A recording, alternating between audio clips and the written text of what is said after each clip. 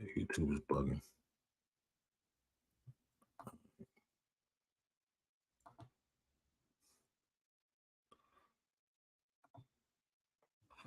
All right, now we good.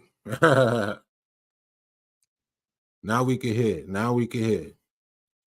Give me a 1 in the chat if we can hear. That's what's up. That's what's up. Shout to everybody who just came through. Shout to everybody who came through. We had some technical difficulties, but we're good. Now we're good.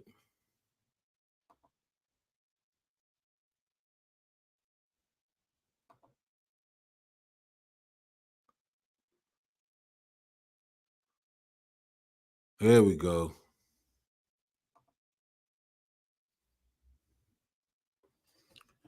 There we go. All right, everybody can hear me? We fine. We good to go. Fucking with this YouTube shit. All right, I'll give everybody a minute. Give everybody a minute to get in the chat. I hope everybody's good, blessed. You're out there covering your sixes. You got everything in order. You're having a good week. Straight up like that. Yo, blessed, man. Dracula soundtrack is the truth. Yeah, let's wait for everybody to come in. Shout out to the UK. Hit that like, fellas, on your way in so we could get the video, some more energy. Hit the likes and all of that.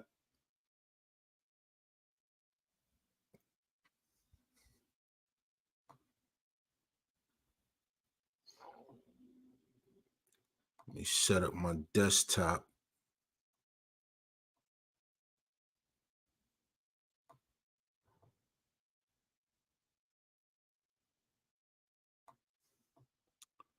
Let's get everybody in here. Give everybody a chance. Let's get the likes up, gentlemen.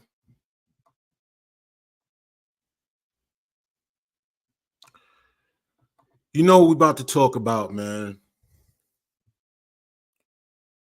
Yo, I appreciate all y'all who showed up for this live stream. All of you guys who came in to get the information. We had a lot of fun the other night. It was cool. We had a lot of jokes. Everybody was in the chat with the jokes. It was hilarious. So, I'm glad that y'all here, man. I really appreciate all of y'all. Go ahead and hit the like button if you haven't subscribed to the Patreon channel. Make sure you check that out. It'd be well worth your $5. Plenty of content on there to give you every little piece of information you might feel like you need at this current junction in life. I think I've laid the blueprint pretty well. I'm glad you gentlemen can hear me fine. I'm just doing the last couple little tweaks. Make sure everything is smooth.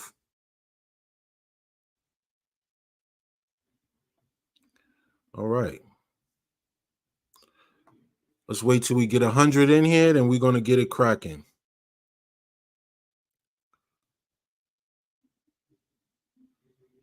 We got 56 likes. We got 97 watching. Let's get the likes to match the amount of people in here. It don't take you no time to get the likes up, man. It's just a little click of the button. If you enjoy the content, give me a like. I don't ask for much. You know what I mean? I only got 56 likes, man. But y'all don't like me like that, man. Y'all don't like me. You know what I'm saying? What did I ever do to you? What did I ever do to you? There we go. We climbing a little bit. Show some love, man. Love is free, man. Love is free. Love is free. We have 70 likes, man. Let's get it cracking so we get to 100. And we're going to get to discuss a very sensitive, I guess, topic in some ways. Something my analysis might be a little different. Some of y'all might feel it's a little rough, but it's a lot of layers to it we got to discuss as for us men to get a lesson out of this. I think in everybody's mistakes, there's a lesson to be learned. Regardless of the outcome, I want to give a disclaimer. Regardless of if she's telling the truth or if it didn't happen that way or it did happen that way, there's a lot of lessons to learn from this situation. A lot of lessons to learn. Like I said, I'm not a lawyer. I'm not in the I'm not in the middle of it. I'm not an industry insider. I don't work for TMZ or nothing like that. But I do know that as far as that situation goes, I feel like it just shouldn't have happened. As a man, I don't think he should have allowed that to happen to him. I think as a man, you have to learn from, you can't allow things to like that to take place, man. You know what I mean? That's just a simple fact. And I guess I'm already started, so I guess we get started. So a popular Canadian rapper slash singer named Tory Lanez was just sentenced to 10 years in prison for the occurrence that took place between him and the famous female drag rapper Megan Thee Stallion. Now, it's a lot of pieces to that. Now, a lot of people speculated this and they speculated that, and I'm not really here to speculate on what happened. All I know, as a man, certain situations you shouldn't be in. And especially when I notice when a lot of people get famous, they get a lot of money, they get a lot of clout, they get a lot of power. A lot of people don't know how to handle that. We got countless artists in this climate and in the past that have got caught up or just in a bad situation due to whatever outcome. Now, if he gets out soon, he might do 3, 5, I don't know. He might appeal, everything work in his favor. But as of right now, we got to be for real. Sometimes, I think as far as when people get famous, there's a part of somebody that gets a little, feel like they're untouchable. And a lot of things have to change. Just like with an NBA player, we had the situation with Ja Morant. Plenty of people in the past, peace to everybody that's joining right now, that put themselves in precarious situations. And due to their fame and power, us on the outside looking in, all we can think is, how did he get in that situation? Ja shouldn't have been doing that. He shouldn't have had these pistols. You shouldn't have been around people with them. If you're going to go somewhere and you want to go to a sketchy strip club, I mean, why don't you do something a little more private, a little more intimate, where you don't have to be toting pistols and you got a $250 million contract? Right now, that brother's name is kind of tarnished. He's suspended for 25 games next season, after getting caught doing this twice. So Tory Lanez, I remember when Tory Lanez first came out. I always follow music, and I always paid attention to new artists. And I always thought Tory Lanez was pretty talented. He could rap something. He could make some music. He was very active. He put out a lot of music, a lot of mixtapes. 250 million. How much Ja Morant getting for this contract? How much money is Ja Morant getting paid right now for his current contract? The you know what I'm saying? He was decent. He did some joints. There's a couple joints that you'd be like, oh, that's cool. He made the song 200 mils. I mean, damn. $200 million. That's a lot of money, man. That's a lot of flushes, bro. Plus endorsements. So you might be up there in the 250 range with Nike and all of that stuff. So, and he probably not going to get any new endorsements. Peace to everybody in the chat. So I remember Tory Lanez when he first came out. I remember him having the ability to put out a lot of consistent music, a lot of mixtapes. He made mixtapes for girls. He rapped a little something. He was kind of like in that Drake arena with that little versatile type, I could do both kind of guy. And what I remember was he kind of had a lot of a humble energy to him. His energy was real humble as far as he was kind of like had a vibe like he was happy to be here. Like he was glad that people are listening and people are paying attention. And he built on that. He stuck with his guns. He kept making music. He kept growing. I think as of recently, I think he sold an NFT and made $1 million in like a couple of minutes. Like he was really mastering that art of the online delivery and how to put out music. And he started really getting pretty famous at a certain point. And when you think about it, over time, if you watch from the beginning, there was definitely a change in that guy, right? He became a little more boisterous. He became a little more kind of obnoxious. He was a little more confrontational with people, getting in type of drama. You know what I'm saying? And then I think it was when I start kind of giving him the side eye when he was going on Instagram, and he had like all these a million people's in the Instagram, and he got girls twerking on the Instagram live, and it was just like a lot of foolery. He started becoming like a caricature, like no class type motherfucker. You know what I'm saying? And that was really where it went left to me. You know, it was a lot of drama with him getting in little scuffles with people and all of that. And, you know, mind you, this is a little guy. This is not a big dude. You know, and a lot of cats have that Napoleon energy where they, you know, they gotta, you know, flex and be, you know, show they got big, tough dudes around them, and people got the strap and it could go down, and you know, that typical rapper shit. I think he yeah, fighting August Alsina. I think it was a point when he became he tried to live up to the rapper persona when he was actually a R&B guy too. He wanted to be more like the rapper. And once he started going down that route, that's when all the drama started. A lot of people been down this route, man. A lot of people that we loved, artists that we cared for, people that we followed, they went down this route, and then, you know, unfortunately, some of them lost their lives.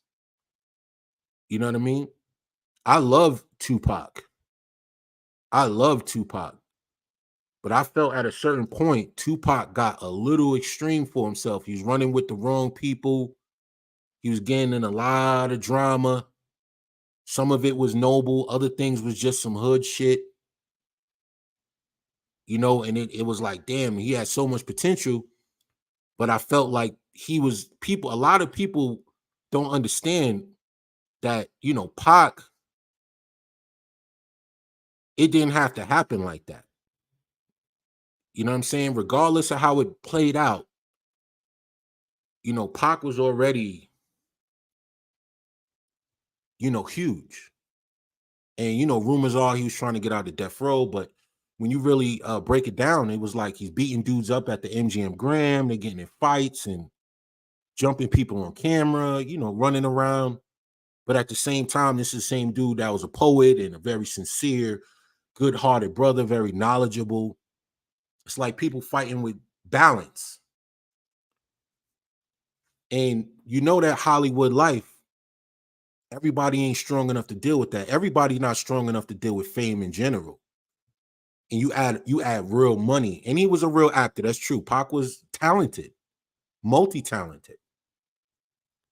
But a lot of people, man, that fame is a drug.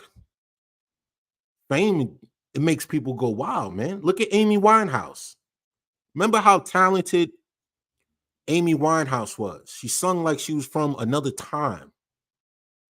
Literally. She even sung, and she literally drank herself to death. Sad shit, man. Somebody that talented dies like that. Partying too much. Running around with nobody that's going to tell her to chill. Yo, babe, no more drinks, man. Cool out. It's time to focus on the music. I think Amy Winehouse got one album out. It was that fast. Maybe one or two albums, if that. So we look at a Tory Lanez, and here's where we get to the real meat of the conversation, man. As a man, you have to have a lot of situational awareness. Situational awareness will save your life, man. Regardless of if he was partying, he was out with his I guess his shorty he was fucking with, and Megan Thee Stallion. Things got wild. She started getting buck. She started wilding out. And then whatever happened that led to that scenario that got him in trouble. Again, I am not a lawyer. Whatever happened, I feel like could have been prevented. Honestly. Whatever happened that caused that. He could have did so many things. If she started really wilding out. I was talking to my boy earlier. He was like, yo, he could have just got out, let her get the ride home with the driver, call one of his boys, call an Uber, let her go her way, you go your way. One thing we got to understand, when a lot of women get emotional, they get crazy. Every man in here, put a 1 in the chat if you've been in a situation with a female that got wild on you, where she's wilding and breaking stuff, and she's off the handle over something probably small. Put a 1 in the chat if you've been in that situation. I know I have. Matter of fact, I'm gonna put a 1 in the chat just for solidarity. You understand? There goes my 1. You understand? There's dudes is sitting in jail right now because of that. There's dudes is dead because of situations like that. That's situational awareness, man. And when you got money like that and power like that, you at a party, he's probably drinking. You know, he kind of celebrated that, you know, that wild life and drinking too crazy, and he might have been out of pocket himself or unable to control his anger in the moment or whatever. Not thinking. But we all know when a woman is getting like that, when she's flying off the handle, the higher she goes, the more chill you should become. The more relaxed and contained you need to start being. You should be damn near becoming stoic and emotionless when a woman starts really losing her mind on you. Don't never meet her at that point. Don't ever try to get to her level, because she can always go further than you really think she can. And there's men that's done that and got stabbed, got shot by their girl. Cops is called. Think about, and we're talking about rich dudes. Imagine us just being a regular guy. You're just a regular dude. What is one phone call and getting arrested by the police for domestic abuse? What can that do to your life? Immediately. Let me hear what you got to say. What can that do to your life? A woman calls the police on you, you get locked up. You didn't do nothing, but you got locked up. What happens? What can happen to you? You could lose a job, have an inability to support yourself. You can get kicked out of an apartment. You understand? It could ruin you. That stuff is not easy to bounce back. Probation. For the average dude, probation could ruin you. Having to check in for probation, but you got a job, you could possibly go to jail.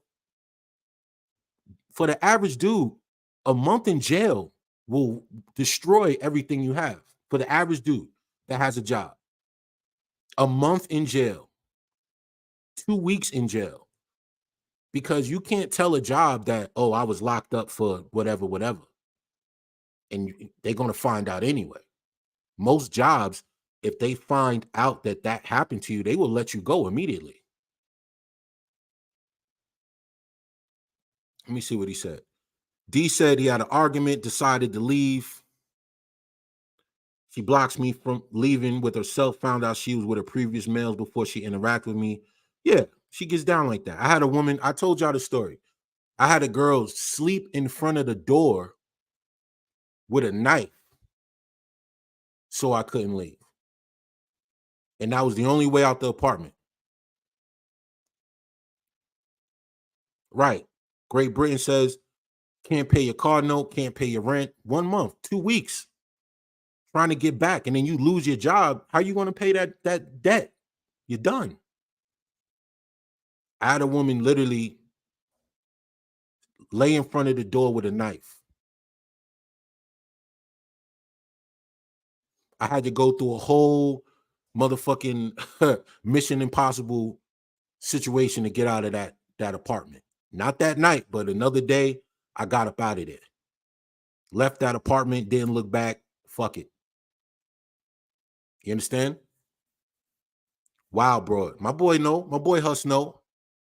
Wow. You got to learn to master that type of shit, man. Because it can happen to all of us. Yeah. OB Bobby Johnson 85 said he had a chick lock him in the house with him for 5 hours. So she could just wait until something happened. And you know what my grandmother always told me? If a woman calls the cops on you, she want to see you dead or beat up. Because by proxy, she knows she can't do it, but she know the police can. So whatever violence she wants to put on you, she's going to call the police to do it by proxy of her rage. If she called the police on you, you can assume she want to see you dead, bro. And she's willing to let that happen. That's how mad she is. If they shoot you dead in the situation, whatever it is, and it turns out to you getting fucked up, tased, shot, she's using the police to take out her rage on you. And at that point, that woman should no longer exist to you. No longer. She should be nobody, nothing. Yeah, he said, I had a broad put false charges on me. I was locked up for 3 months. 3 months, bro. You coming back, you're homeless. You coming back, you're homeless, man. You're done. You're moving back to mom's crib. You're sleeping on the train. You're done. And she got what she wanted. The key to that situation is like, let me see what he says right here. Let me leave some of these comments because y'all got some wild stories in here. He said, bro, live to acquire my own everything, says bro. So true. A trick stalked my address, pulled up. I immediately called the police. I knew it could have went bad. Fact, she tried to ruin my wealth, consciousness, and business.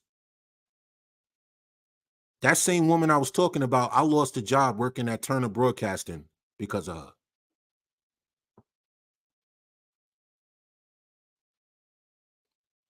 When I first started doing IT, right out the gate, I got a job working for Adult Swim and Turner Broadcasting in Atlanta. I lost that job because of that girl. My man Huss will tell you, he was there. Yeah, Chris G, I remember you talked about that. I lost that job. That job could have turned into like $100,000 job at some point. I just started. Yeah.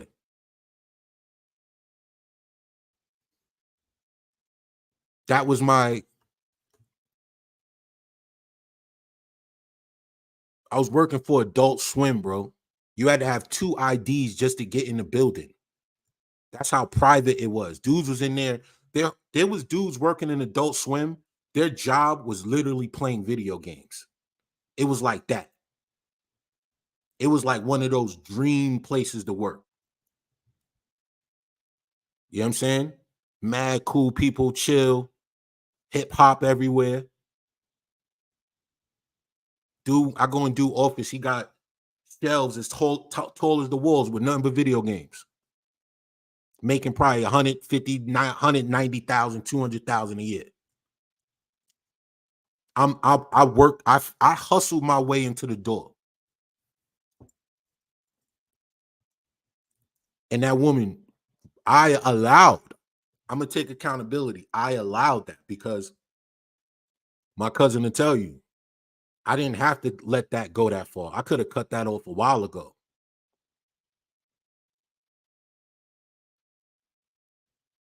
You know what I'm saying? I had a lack of situational awareness.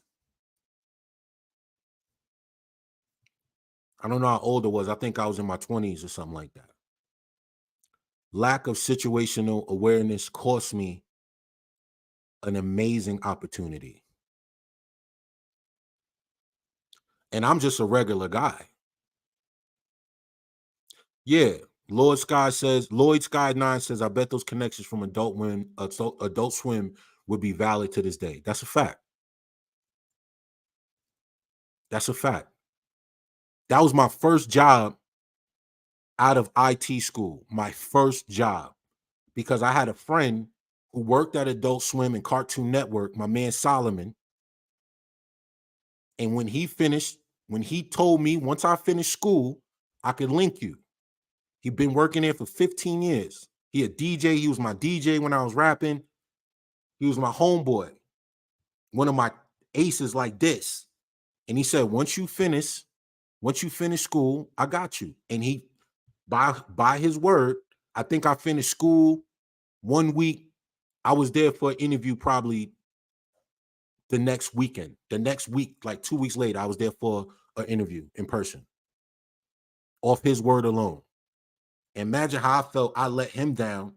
He let one of his boys come in that looked like they was going to go good, go hard. And then, this chick calling up to the job, calling my boss because we after hours doing projects. Anybody that does IT, you know that a lot of the stuff you do when you working in an office setting, you got to do it after hours. So if we're doing something like an overhaul or we updating accounts, we got to stay after everybody leaves so that we have access to everybody's computers. So a lot of days I'm supposed to get off at 5. I'm not leaving till 8. But I didn't mind because I was putting in my work. I was putting in my work, fam. I knew what I was doing. I said, yo, I'm not going to tell him I can't stay. But it got to the point where this is how bad it got. It got to the point where they gave me a Apple, I don't know. I don't have Apple computer. What's it called? The MacBook. I had a MacBook from the job. They gave me the current iPhone that comes with, they gave me that. And this is me coming off like, struggling. So I'm getting like a free iPhone, a free laptop for work so I can do remote work sometimes. And you know what she did? She broke my phone and my laptop. Peace to everybody that came in. She broke the phone, the iPhone, which at the time was probably $1,000 phone. She broke the phone and slammed the laptop on the ground.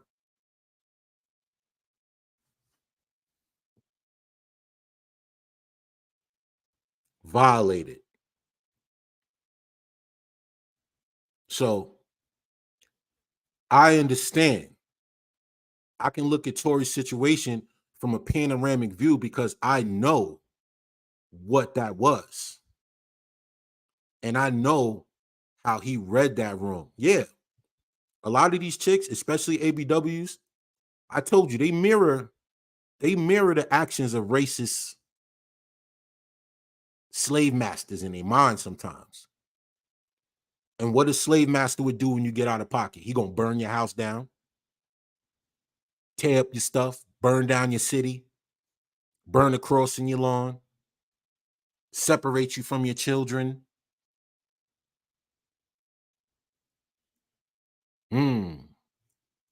See how I connected that right there? And what is the first thing they love to do when they get upset at you? destroy your crib, your car, your livelihood, separate you from your children. These TMT lives is about to be. You about to watch me. I'm about to take this shit over because ain't nobody talking like me right now, man. I'm gonna talk my shit for a second. I've been at this for 5 years and I've been real low, real humble. But I see what cats is doing and I'm like, yo, you know what? I could do that. You know what I'm saying? Because I'm not here to gossip. I'm not here to go through all of that. I'm here to teach brothers, man. And ain't nobody out here trying to teach brothers nothing. All they doing is talking about this and that, and it's just regurgitating the same drama with nothing. Y'all know. Y'all know what it is. All them other red pill, so-called red pill, it's clownery, it's foolery, it's embarrassing. As somebody, I felt like I was in that like second wave or third wave of the cats that came in, me, Ram, you know what I'm saying? BOA. I came around, Ram was a little before me, but I came around that was my class. I came around that time and I didn't even want to do it. Black Ram told me, yo, you need to make a channel, man. You got a lot of insight. And I was like, So I always don't give credit to Black Ram for even giving me the courage to want to do this. Shout out to Black Ram 313. If he's watching, put a shout out for him so he know what it is. You know what I mean? I'm from his cloth. You know what I mean? Book of Alpharonomy. I'm from that cloth. We the younger dudes that's a little older, but we not, and it's all good. It's all good. Much respect. Last Crucible. All them dudes, man. The truth is I know it. Shout out to him. He was in the last chat. You know what I'm saying? Brothers with profound wisdom, man. That's what we got to share. Hardcore Tito, Adigoon. Yup. I came from that cloth. And it was real for me because even Rick Scorpio was on my Patreon for a while, just tuning in because he felt like it was nothing on there. Barbarossa, come on, Barbarossa was before all of us. And I feel like he was one of the dudes that kind of opened the wave up. I used to listen to Stardust, all them dudes. Idmore, BGS. You know what I'm saying? It's a lot of Spetsnaz. And you know what's crazy? I found like an old website that had a lot of Spetsnaz old videos saved on it. Like a lot of them. Like, he took his channel down for some reason. Somebody saved his videos and put them on this one little just rep website. You could just listen to like 30, 40 videos. It took me back, man. I used to love that guy. Yeah, Adigun Forest wow. Paul Proteus. Yeah, Barb was still in college, which is crazy. He was a young dude talking like that.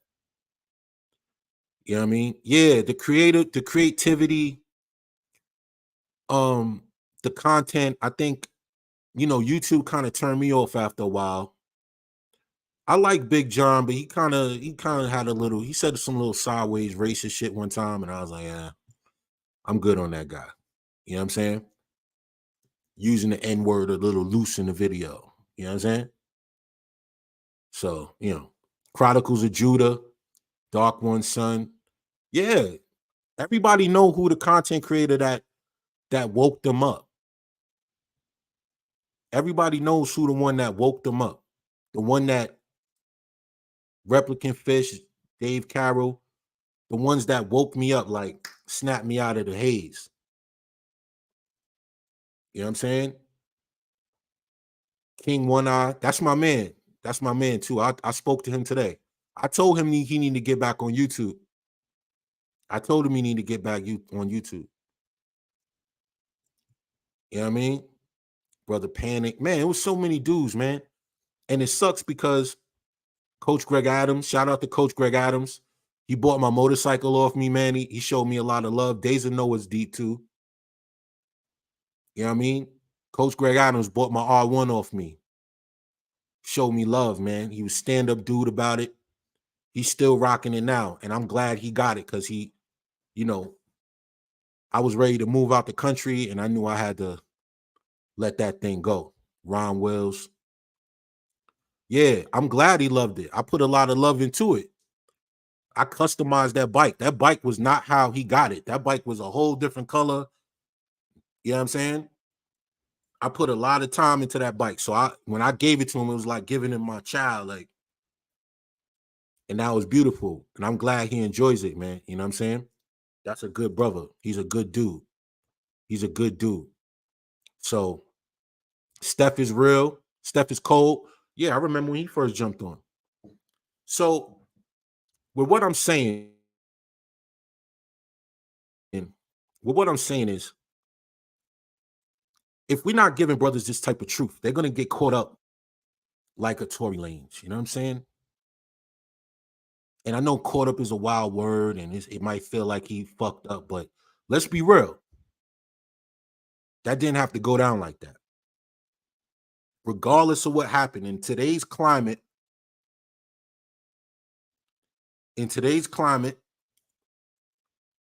with all the way the game is swayed in their favor, you gotta move smarter than the average bear, especially if you got money. Your mindset should be paramount on moving smarter than the average bear, man.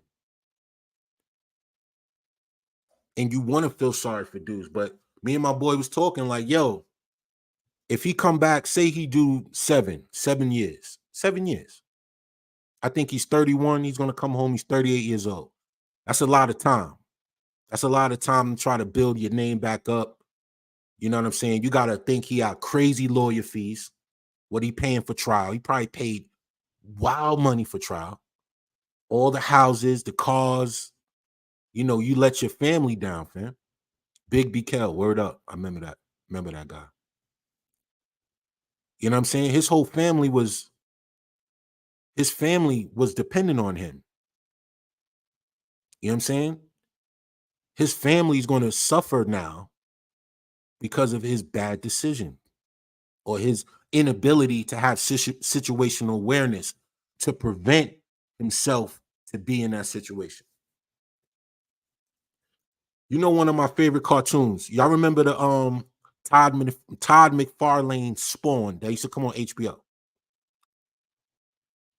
Yeah, Todd McFarlane. Todd McFarlane made a Spawn cartoon back in the day. Real hardcore, rated R. It was ill, right? And it used to have a narrator, and the narrator said something to the effect of, real warriors can sense events churning around them. I never forgot that. I heard that as a kid. He said, real warriors can sense events churning around them. I was like, wow, that's deep. That's true. I mean,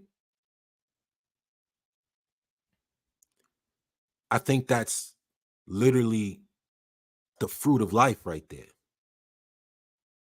The fruit of life. True warriors can sense events churning around them. That is situational awareness at its finest. You got to be at the point, you got to be the type of dude that I remember going to certain parties back in the day.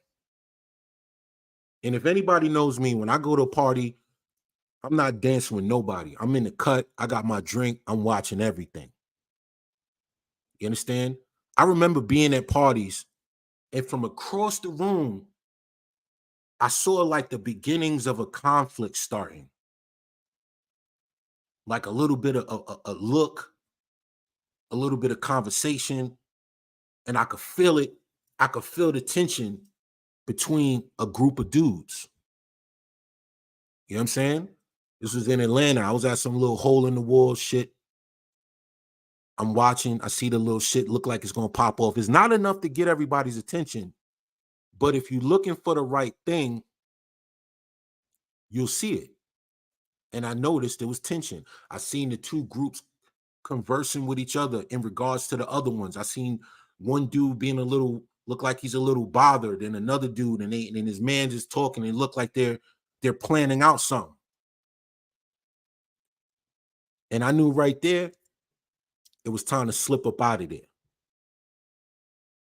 It's time to make a move. I got to get up out of here. Something about to go down.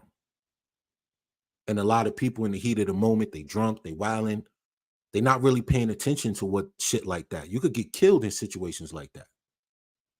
Because a lot of dudes, they forget about all their bearings and their instincts when you got big booties and ABWs hanging around. They don't think like that. You got liquor, females, money.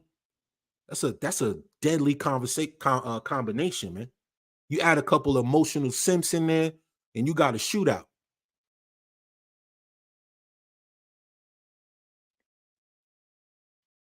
Little sprinkle of ego in there, insecurity. You got a shootout cocktail. Perfect. Yeah. Other drugs, being in the wrong place for. Yo, yeah. Hit that like button, y'all. Hit that like button. I'm starting to cook now. You understand? It's a recipe for disaster, bro. Tory Lanez up in, I could just imagine Tory Lanez, he up in the Kaylee Jenner, whatever her name is, pool party. He feeling himself. He feel like a star. You know what I'm saying? He got his fucking little fake afro glued on shit going on. He feeling like he got the fake waves. He's drinking Henny still like it's 94. He got Megan Thee Stallion twerking in the pool, and he feeling like, yeah. You know what I'm saying? And you losing, you're not paying attention no more.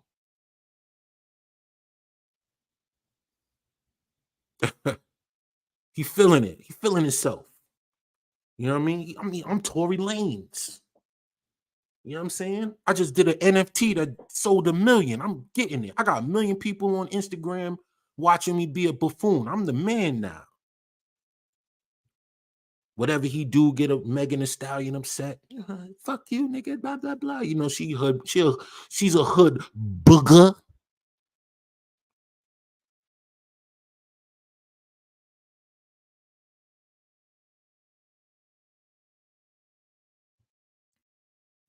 So you know she's talking stupid. She's fucking built like goddamn Goldberg. So you know his little ass can't do nothing. She probably yoked him up a couple times, pushed this nigga real hard. You know what I'm saying? Did this shit where you poke niggas. Fuck you. Hit him in the head.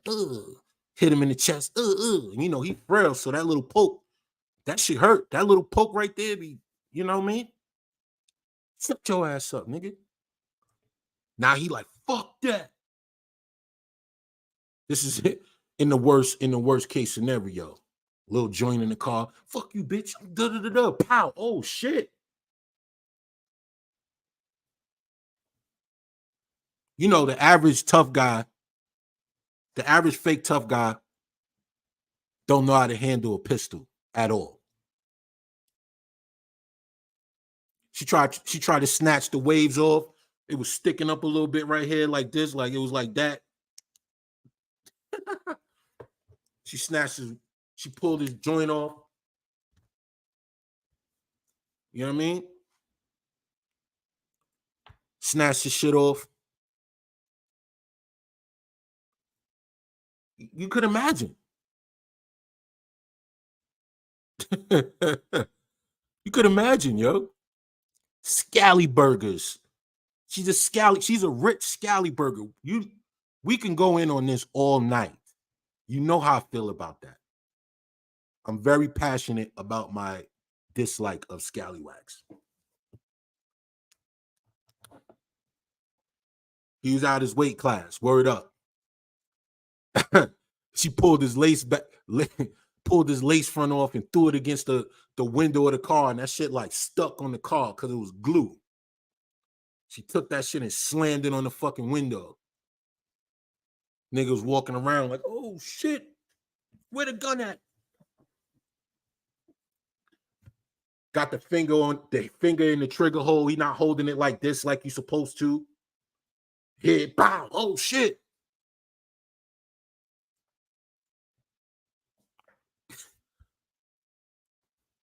This is the most innocent version of my imagination of the situation. I refuse to believe that he was just like, yeah, you know what I'm saying? I feel like he was just on some stupid shit, didn't.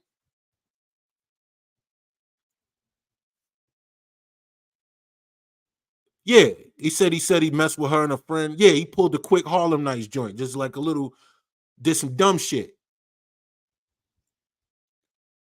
And like I said, if whatever she said happened or didn't happen, he shouldn't have been in the situation. You know what I'm saying? Yeah, he said he was messing with a homegirl. She went spazzola. And you know how it go. Even a chick that you just fucking, they act like they don't care, but they do. You could act like that. They could say, oh, we ain't even serious like that, probably, more than likely. But you messing with a friend, you crossing lines. You know what I'm saying? But you know, I'm Tory Lanez. Nigga, I got the lace front. Nigga brushing this shit now. You know what I mean? Mad sweaty scalp under there. No sunlight getting to it. I'm Tory Lanez. I could do that. Fuck that. You know what I'm saying? Niggas act different when they get that lace front. I bet. You heard? Niggas get that little, they start wigging. You know what I'm saying? Nigga get that first fade. He ain't had a fade in 15 years. That mad sweaty scalp. He just got that first fade. Ooh. Ooh. Can't tell niggas nothing, man. You know what I mean? I swear they be putting like evil spirits in them weaves they giving black people, man. You know what I mean? Yo, Alfie, what up? Alfie Kingdom, my man. Yo, they putting all type of evil spirits in them weaves, man. It's making everybody crazy. You know what I'm saying? Them ladies cutting that hair off and they praying the motherfucking Shiva and whatever the fuck, and then they send it over here. And everybody go crazy. You know what I mean? Them voodoo weaves. What? You know what I'm saying? Can't tell them nothing with the fresh lacy. That fresh lacy Duval. They got the lacy Duval. You know what I'm saying? Yeah. They go to the temples, cut their hair off. It's like a religious process that they got to go through for the women to cut their hair off. And they said voodoo weaves. That's crazy. Chemicals, all of that. It's dead hair. You putting dead. That's like you cutting off your fingernails and somebody cut their fingernails and you put their fingernails on your fingers. The cadmium lacy. You know what I'm saying? That's nuts. He got the Soul Glow joint. Remember the dude? Remember the dude pulled up in the red joint? He pulled up. He pulled up to the McDonald's. Nigga was like, they ain't looked in the mirror. Was like, let yourself. That's how niggas be feeling. Like Mike, like that nigga Michael. What was his name? Michael. That nigga pulled up with the Jerry curl with the, and then looked at the mirror like,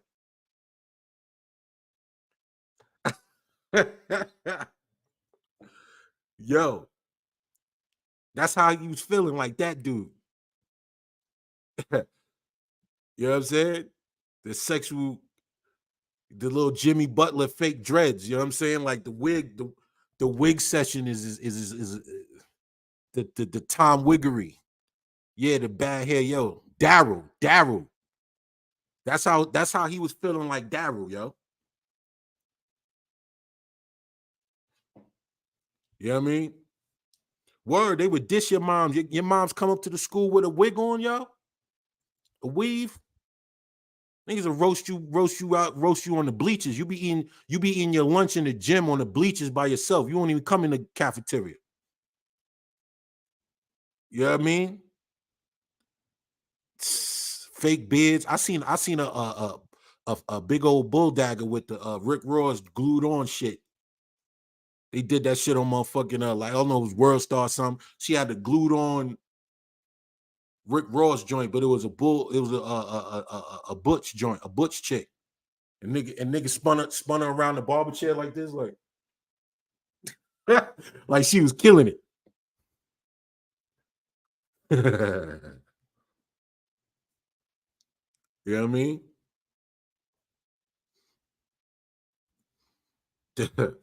my man, my man had a wild one on him that night, yo.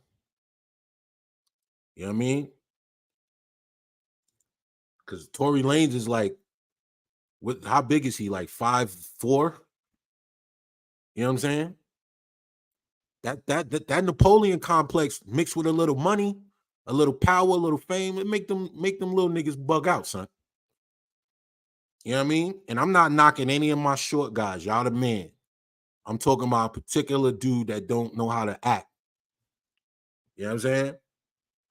Your man's wigged. Them weaves is possessed, man. I refuse to believe it. You know what I'm saying? Word. The weaves is getting longer. The weaves is getting longer. 5'3", that's nuts. I was 5'3" when I was like 14. You know what I'm saying? That's nuts, man. He had a wild one on him, fam. A wild one. So you gotta think, all of that emotion, all of that energy. You know what I'm saying? All of that energy. A trail of bad decisions, man. Your life, you don't want your life, the current stage where your life is, to be a trail of bad decisions, bro.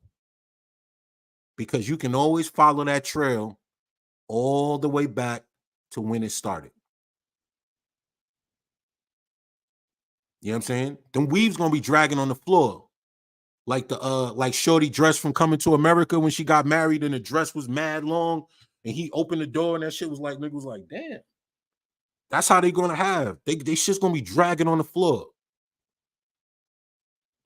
Trail of bad decisions, bro.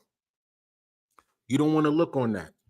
You know what I'm saying? You want, because what's the thing is, the lot of thing with a lot of men is the way we're taught. And yo, everybody hit the like button. If you enjoying this, if I'm making your night better and you having a good time with your boy TMT, come on, hit the like for me, baby.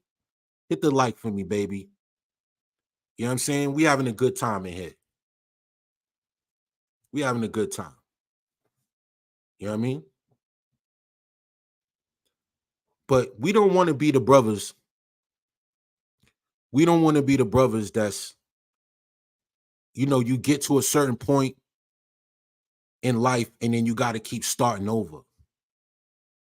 You want to keep making good decisions. So one good thing piles on top of another good thing and another good thing and another good thing. And then you start to build like a good momentum in life where you got all you need is a good year or two of making the right decisions and your life will be drastically different.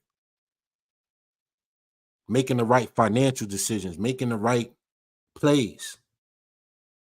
You don't want it to be where you make like two good decisions, then you make a fucked up one and you go back. Now you're starting over. You want to keep making good decisions. Spirit of Kali. Yup. I made a video about that on Patreon. I got a video about that Spirit of Kali stuff on Patreon too. But you don't want to keep going forward and backwards. 2 steps forward, 5 steps back. Yeah, 6 months of making the right decisions. You can't keep doing that, man. Before you look up, a decade of your life is going to be gone, son. And you just keep falling backwards. You take a good step, I'm good. You make a little momentum, and then you fuck up and you back. You know what I'm saying? You want to be nothing but net for just Steph Curry at the free throw line, just 95% good decisions. You know what I'm saying? Steph Curry in an empty gym, nothing but net from the free throw line with your decisions. You don't want to be Shaq. You make a good decision every once in a while. You know what I'm saying? But then you blow like 4 straight. You know what I'm saying? Tory Lanez made a grave mistake. And I'm not even saying based on what they say happened. I'm saying based on him being in that situation in the first place.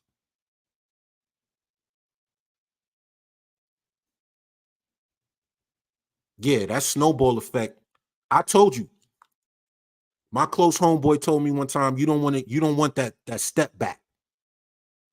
That step back in anything where you go forward and you make a step back. You leave a trifling chick, then you step back. You get your money up, then you step back. You fuck up. You get a good, decent gig. You start making some paper. You stacking up. You get lazy. You make the step back. Now you back trying to fucking figure out where it went wrong. You know what I'm saying? It's all right to go missing.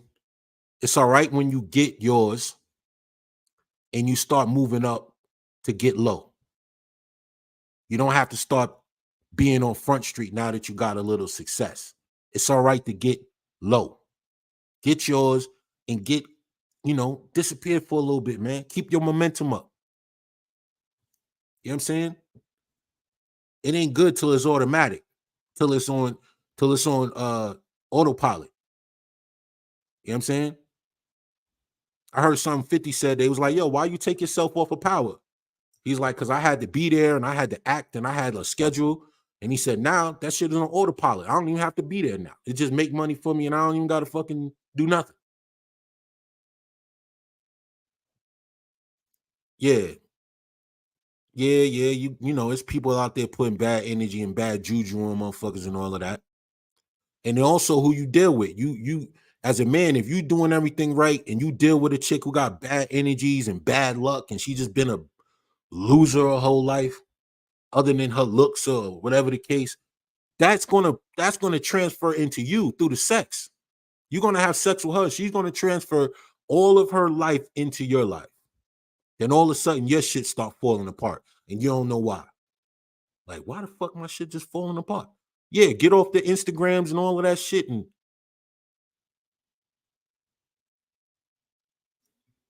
you just wonder why. You sleep with the wrong woman. You see how fast shit change. Mess with the wrong chick and see how fast things start changing and you don't have no control over it. You're like, yo, why is everything falling apart?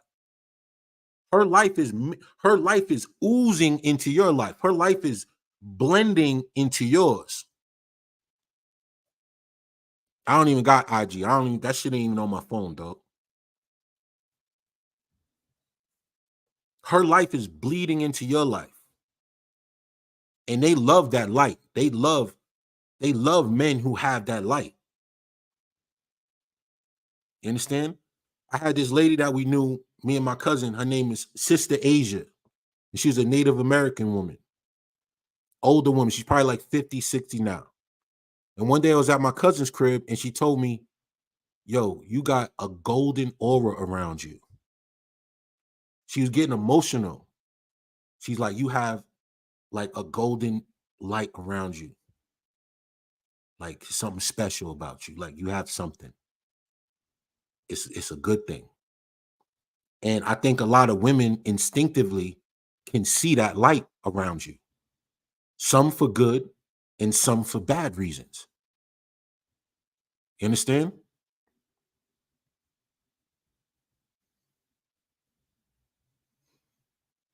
And they'll see that light and they won't be attracted to you per se, but to the potentiality of of being a parasite to that light, that goodness that you got.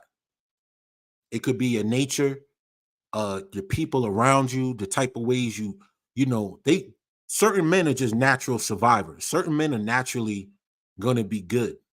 You know what I'm saying? They're naturally gonna always have. and they have a light. They have a way about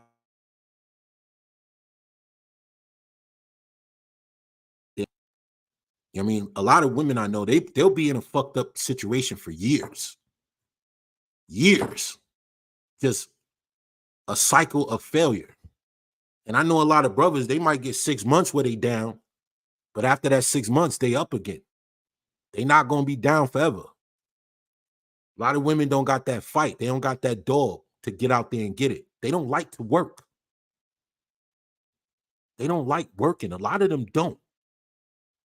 So hard work is how you get over the hump. You got to get a second job, do some overtime, all of that good stuff. They only do that when they got kids. They don't do it for themselves. Most of them. For kids, they'll do it. That's the motherly thing coming in, and they'll get 2 jobs and they'll grind and blah, blah, blah. But for themselves, they won't get 2 jobs and go hard. You know what I'm saying? If anybody's seeing any trolls in the chat, just check, because I'm not reading all that shit. But back to Tory, man. I mean, 10 fucking years. That's hard to bounce back. Now, if he get out earlier, I'm pretty sure he ain't gonna do the whole shit. But got 5. If he just said, you know what, I was in a bad situation, it went left. I'll just plead and just take the plea deal and get 5 years and get out in 3. And I'll still be kind of hot when I get out. I could still jump back in. You know what I mean? But I guess he felt like there was nothing wrong. I don't know. Yeah, it's like Shine. He's gonna get deported, fam. It's gonna be when he comes back, he's getting deported. He's not gonna be in LA no more, Miami and all that. He's done. He's got to go back to Canada. Yeah, 7.5. It is whatever he gonna do is gonna suck. I don't want to do 7.5 minutes in jail. You understand what I'm saying? Word up. 10 years without the possibility of parole, that's insane. I don't want to do 10 minutes in jail. I don't even want to walk around the jail. I mean, Sean was a strong dude. He changed up. He learned, and he got, he's doing good things now, but not everybody that go there and do that. You know what I'm saying? I don't want to go. I don't like the idea of jail being a rite of passage for Black men. I think jail is the wackest shit that you could ever do. Mike L. Jordan said, imagine how trash rap will be in 10 years. Oh my God. It won't even be rappers. It'll just be like some AI voice on the stream. It ain't even gonna be real people no more. It's gonna be weird. Rappers are gonna be dressed literally like clowns. They're gonna have like costumes and shit. Like it's gonna be like some other shit. And he's in LA County jail. Damn. He in there with the fucking Bing monsters. I heard LA County jail is worse than the fucking prison. Because that's where all the little young gangster boogies is in there bugging out. Yeah, it's not even gonna be rap, bro. I don't even know what it's gonna be. Yeah, I think when he tried to get his publishing or whatever that was, he tried to get it, it just went left for him. Like his whole media image changed. Yeah, man. It's sad, man. I mean, I don't even know how to feel. I try to have sympathy for people that bad things happen to that don't put themselves in a situation. It's a little harder when you feel like, damn, man, like how you let that happen. You know what I'm saying? You're supposed to be like, oh yeah, he's in PC. That's for sure. He's in PC, bro. That's a fact. He's in PC, bro. You know what I'm saying? You know what I was watching? Just off subject. I was watching the Rock the Bells concert on YouTube. It just had a Rock the Bells like a couple days ago. And it was LL, MC Light, Queen Latifah, Boot Camp Click, fucking Ludacris, Rakim, Meth and Red. And it was just like, damn, Salt and Pepper, motherfucking Run DMC. It was like crazy to hear like Salt and Pepper and MC Light and Moni Love like really rapping and Queen Latifah. And you're like, what the fuck? And they was like telling girls how to live. They was giving them jewels. I'm like, damn, yo, I can't imagine how they look at that shit. They like, God damn. Everything that they tried to push for back in the 80s and 90s is done. Done. Like Queen Latifah and UNITY and all of that shit. Like, they probably looking at rap now like, fuck, man. Like, this shit is done. Yeah, Cook County's it's nuts. I feel like Tory Lanez situation is just a precursor, or it's not a precursor. It's like it's almost like everything that we seen happening with like the Me Too shit and all of that. For it to make his trial just be like almost he had no chance because of her going on SNL and doing all of this shit, and this is for the women, and she was going on like a campaign against this nigga, man. Just men in general. She took that shit and went wild with her. Wild with it. Like where the popular opinion was like 100% on her side. The people that mattered, it was like 100% on, yo, whatever happened. I said in the beginning of the stream, she stepped on glass, she got hit, she didn't. I'm not even discussing that. I'm not in the courtroom. I'm not a motherfucking juror. Yeah, self-destruction, that song came to life for her. Like, I'm just talking about the fact that that happened. Should have never happened. Should have never happened. Should have never been there. Shouldn't have been that situation. He could have been a million other ways. He could a million other places than right there in that situation. He could have got out of that when it happened. Regardless, soon as she started raising her voice, getting buck, I would have just got us. Yo, stop the car. Yo, stop the car. Driver, stop the car. And just got out. Yo, take them home. I'm out. I don't give a fuck if I was on the side of the highway. I'm calling my man. Yo, come pick me up. I'm on the whatever. Yeah, I just let them go. She started wilding out. Just come pick me up, bro. Just come pick me up. The nigga got like 10 cars. Yeah, just grab the Ferrari and just come down. Yeah. Yo, Doe, let me out. Word. Let me out, Doe. I'd have been like, yo, open the door, take them home. I'm out.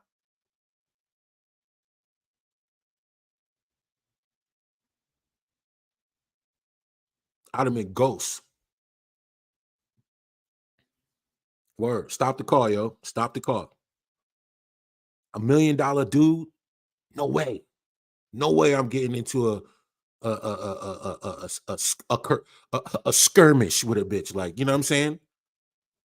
There's no way I'm getting into a motherfucking skirmish. You crazy?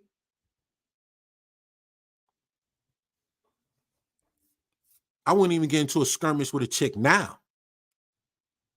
You understand? I've kicked women out of my place in the past. And when I was a young nigga, I kicked a girl out the car when I was like 20 something in front of all my friends. They was talking about what they was tripping about. No, they was talking mad shit. Something I didn't even know them. And I pulled over and I told them to get out.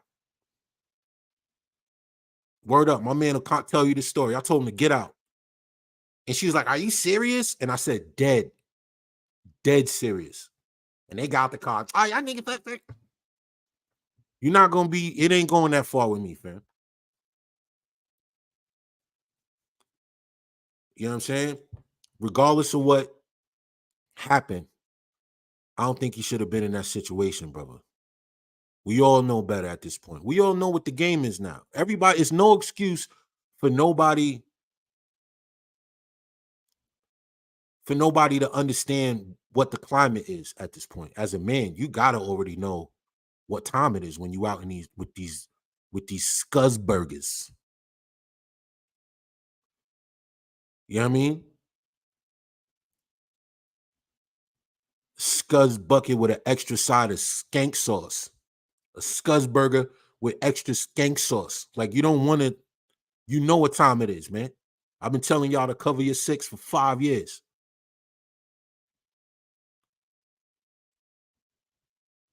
You know what I mean? Don't be out there all wasted. You know what I'm saying? If I ever drink, I don't even drink barely no more. I used to drink a lot back in the day. I don't even like drink no more. I drink like a Corona every like once a week, if that, a glass of wine. I don't even drink. So henceforth, I don't really go out and party like that because I don't drink like that. I don't, you know what I'm saying? Going out, an ounce of prevention is worth a pound of cure. That's a fact, brother Z. I don't even go nowhere and get wasted where I can't think. Yeah, my man said I drink a White Claw. Bro, I drink a Corona with a lime in it, real cold, real cold, and I'm straight. I don't even want nothing. I don't even like drinking like that. You know what I'm saying? It's like I was the type of dude, I would get a bottle in the morning and buy a bottle like it was like just because, oh, I want something to drink in the morning. Like, bro, I used to be an alcoholic, dog. Dead ass. Drinking in the crib, drinking whiskey and shit all day for no reason.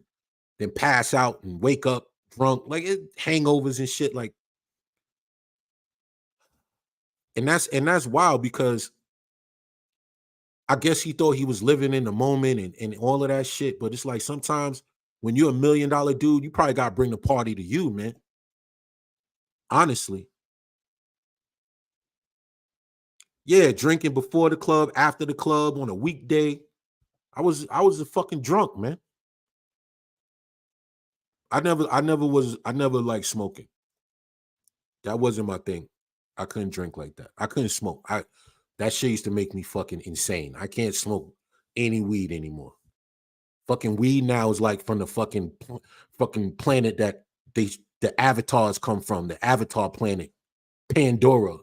That's where weed come from now. It's like glowing green. I'm not smoking that alien shit these niggas. I'm good. I used to smoke chocolate Thai and be fucked up. When niggas had remember hydro? Nigga, you smoke some hydro, I'd be smacked straight up. Yo, it was never for me, bro. It was never for me. I'm good. I never could be high. I remember smoking like I never told a story. I don't know if I did. My boy was making weed brownies at his crib. And I was over there. Yeah, it was like the weed is like the Unicron, the Energon cube, yo. It's like you smoke that shit and you just I can't do it. But he was at the crib making brownies with sour diesel oil. You know, I knew what sour diesel was. I never smoked it, so I had no reference of how strong it was.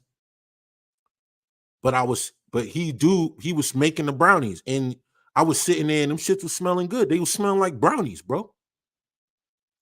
So I was like, yo, let me get a little corner, just a little, you know what I'm saying, of the brownie. It was warm. He just took it out. It was like, you know, that fresh brownie smell filled the crib. And if you're a greedy nigga, you like, yo, let me get a piece of that. I'll be all right.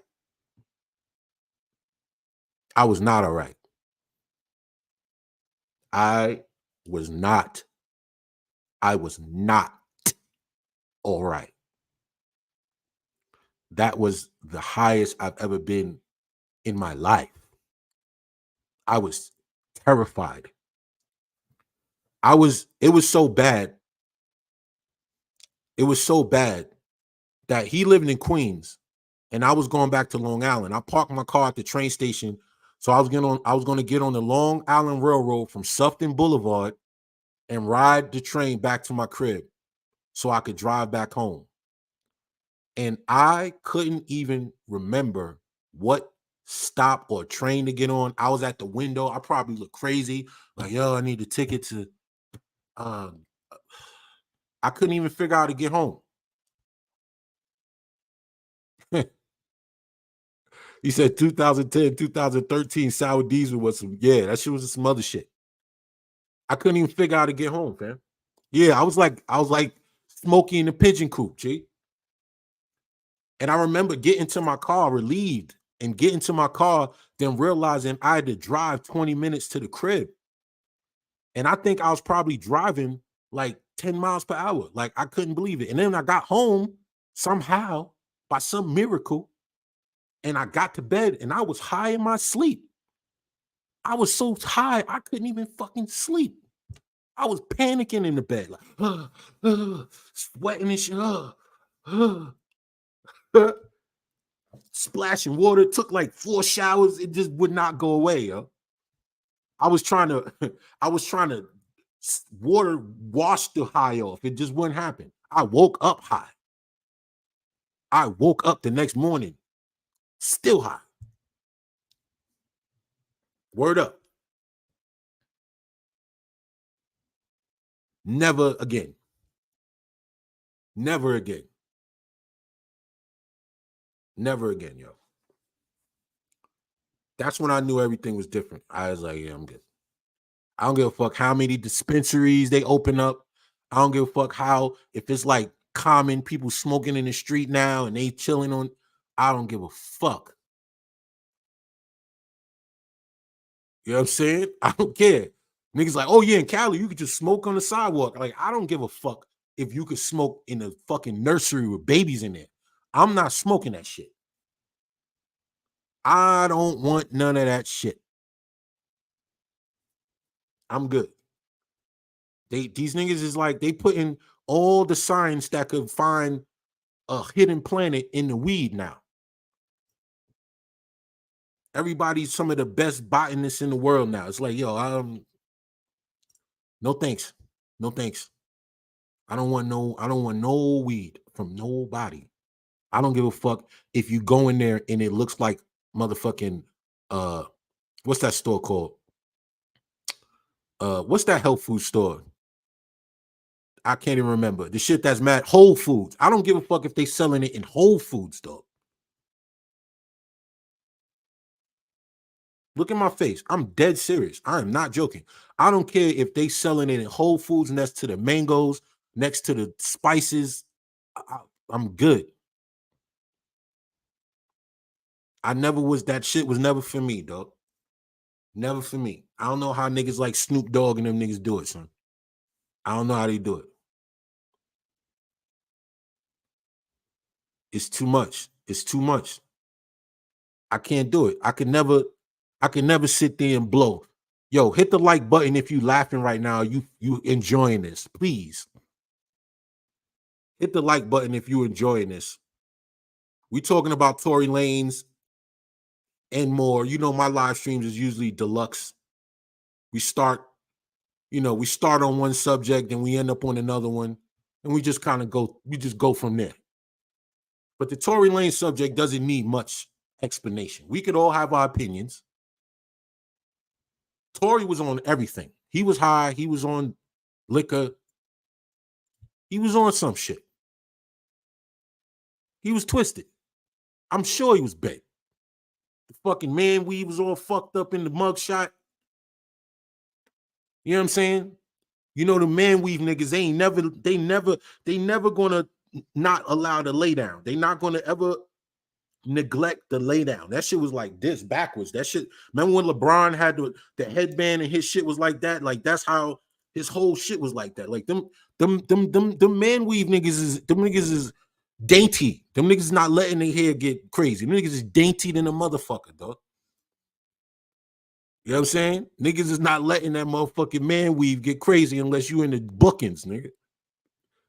That's when everybody true colors shine in them bookings. Shorty that was bad, she be in the bookings looking like motherfucking Esther Roll. Nigga, damn. Like, weave gone, looking nuts. Looking nuts, Jack. Nah, I don't got super chat, man. If you want to donate, just do the Cash App. Whoever got the link, drop the cash. A James Brown mugshot. Yeah.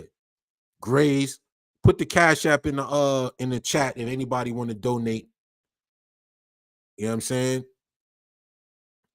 It's Ghost God. I forgot to do that shit. Yo, LeBron shit. I don't know how that nigga got a hairline now, bro. Word up. There we go.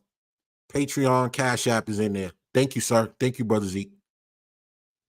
You never let the man weave go left, bruh. Unless you in a dire situation. His shit was looking static. Like, you know how you put your hand on that ball? Remember that ball? You would go to the little science museum and it had the little electricity shooting, and you put that shit on there, and the little white girl's hair would be like this and shit. It ain't do it for black people, but the white girl will put her hand and her shit just start going crazy. That's how that nigga shit looked. The little electro ball, the static ball you would play with back in the science shit. You know what I'm saying? The Tesla ball. Remember that shit? And the little white girl shit be like all over the place. You know what I'm saying? That's how his shit look, kid. Like, yo, you was fucked up, nigga. Like, you had one of them. You know what I'm saying? You had one of them nights, bruh. That's not how your night supposed to end. That's one of them nights that, you know what I'm saying? That, you know, if it was a movie or something, like, I don't know, you know, them stupid ass, them party movies where they just acting crazy for the whole movie because it's a party and it's like no consequences and they just wilding. I can't even think of a movie like Animal House or some shit. You don't remember Animal House back in the day with John Belushi or Rob, the Belushi dude that passed away?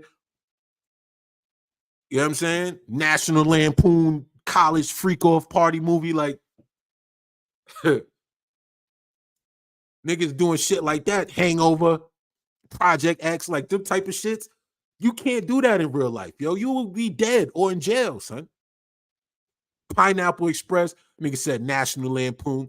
Oh, remember that shit? Oh. You know what I'm saying? I forgot how the song went. American Pie, all of that shit.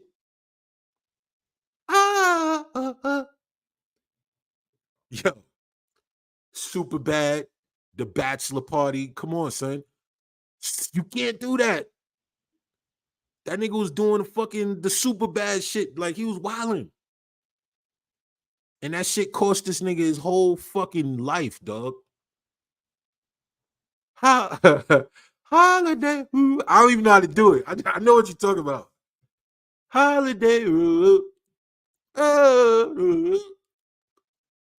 Remember the shit when they went to Europe? That was like the first movie where you could like see some titties or something back in the day.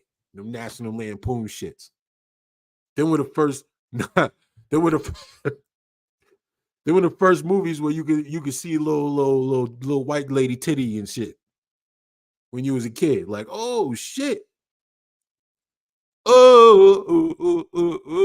Holiday. Those are the first movies where you can see some titties, man. It was good times, man. You see some titties and shit. The Party from Weird Science. Remember that shit? Porkies. Remember Porkies? I was like young guy porn back in the day. I was innocent back in the day. Now it's just like too much. Porkies, niggas peeking in the fucking window. Revenge of the Nerds. When they was like using the cameras to look at the shorties and take their panties and shit like that. Like this little stupid shit. European Vacation. Yo, remember the Weird Science Party? Remember all them niggas showed up at the door, fucked this crib up? Motherfucking the party from what's the movie called? 16 Candles. Remember how they used to party in the movies in the 80s? Like, you can't do that shit now, yo. You be done. You be in jail, son. Remember the party from 16 Candles? When nigga was up in the tree, like the little Chinese dude, long duck dong, nigga was in the tree. Nigga was on the fucking weight thing.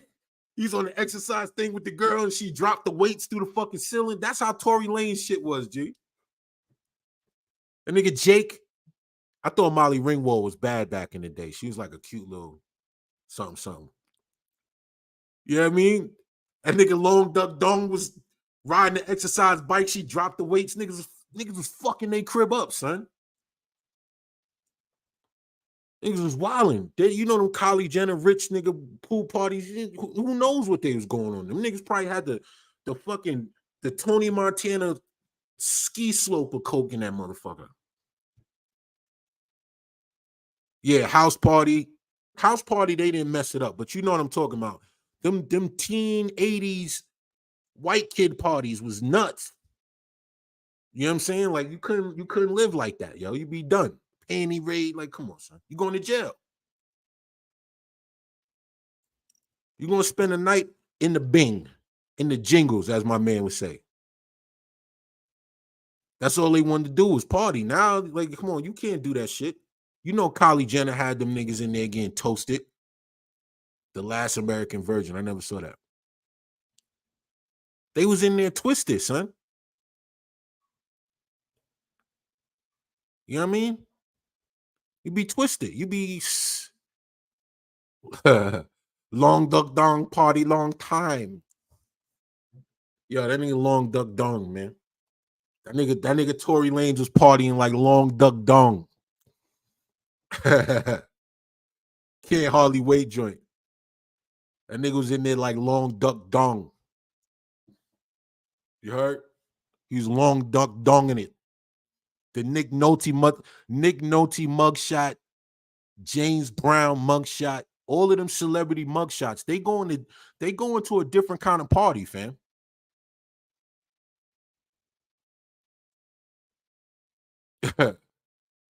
These celebrities is going to a different level of party, man. Teen Wolf type party, yo. A Teen Wolf party. Like these celebrities are going to parties like it's the 80s still. You understand? Where you just go into somebody's big, huge, humongous house and there was like no rules. And you could just wig out. Signing NDAs before you go to the party. Word, you got to go in there and sign something. Bro. My man said the Encino Man type parties, bro. You understand? He came out of there on wig mode. Boogie Nights movie. Yeah, he came out of there gone, son. Gone. You know what I'm saying? You can't, you as a man, you can't be out there, man. You can't be out there moving like that. No more. You can't even do that in your 20s. You can't party like that no more. You can't be going to the club. You can never long duck dong it, fam. Word up. That nigga long duck dong fell out of a tree. That nigga was toasted. That nigga was based. What them kids be saying? He was based.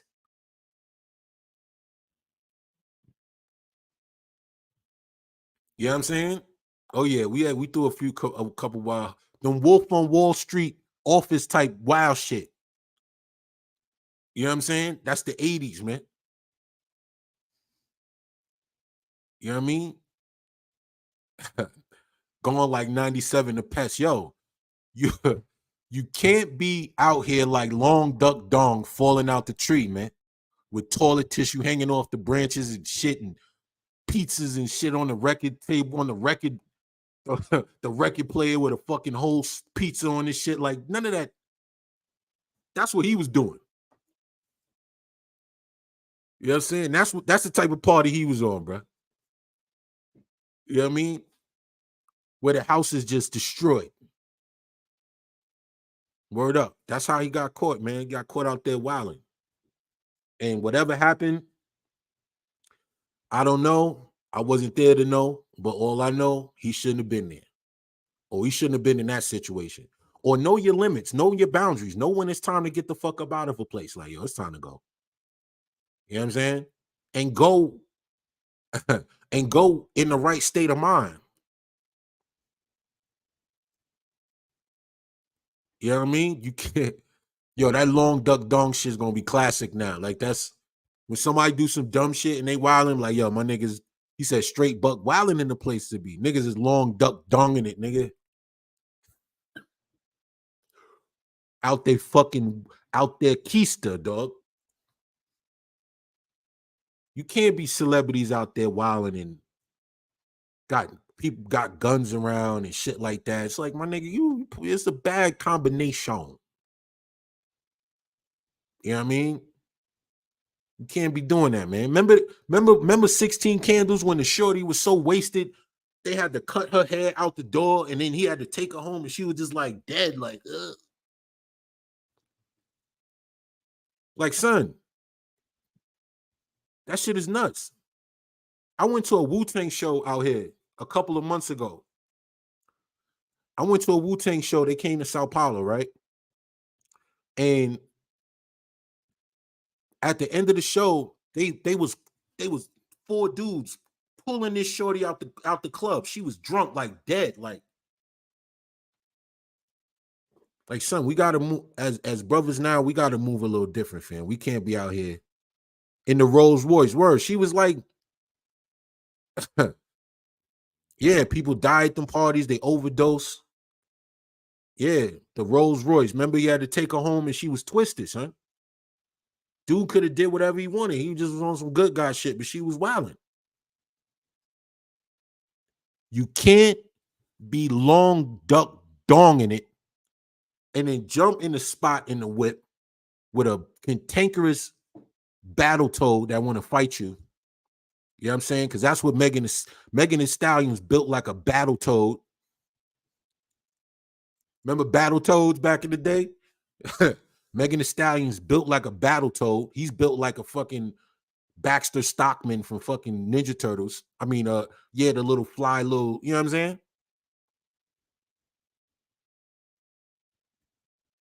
Put himself in a precarious situation with a battle toad trying to put hands and feet on him, son. Remember Battle Toad, the fake Ninja Turtle shit? Yeah, he probably was getting double teamed. Kick, punch. You remember the Battle Toads? That's why y'all laughing. Peace, Scrap. Yo, y'all remember Battle Toads, man? Baxter Stockman from Ninja Turtles. Megan's a battle cat. Word, she's a battle cat. Street Shark built. Yeah. She's a little tomcat. Little minx. Like, nigga, like you don't want to deal with that, man. And you drunk, and you twisted, and you Tory Lanez, nigga, with the hairpiece glistening, feeling yourself. Come on, man. Jossum. Come on, man. My man had the fresh Hershey Hawkins fade. You know what I'm saying? Where it wasn't even like low, but it was like a little bit there, and it was fade. He had the fresh Seattle Supersonics Hershey Hawkins shooting from the wing fade, bro.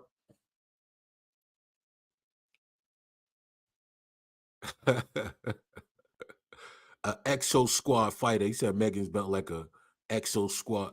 Yo, bro, Monstar from Silverhawks. He said Tory Lanez is snarf. Word. Tory Lanez is snarf from Thundercats, and she's a battle cat, straight battle cat. And he snarf. She was putting him in the bit. She was mixing him up real nice. I promise you.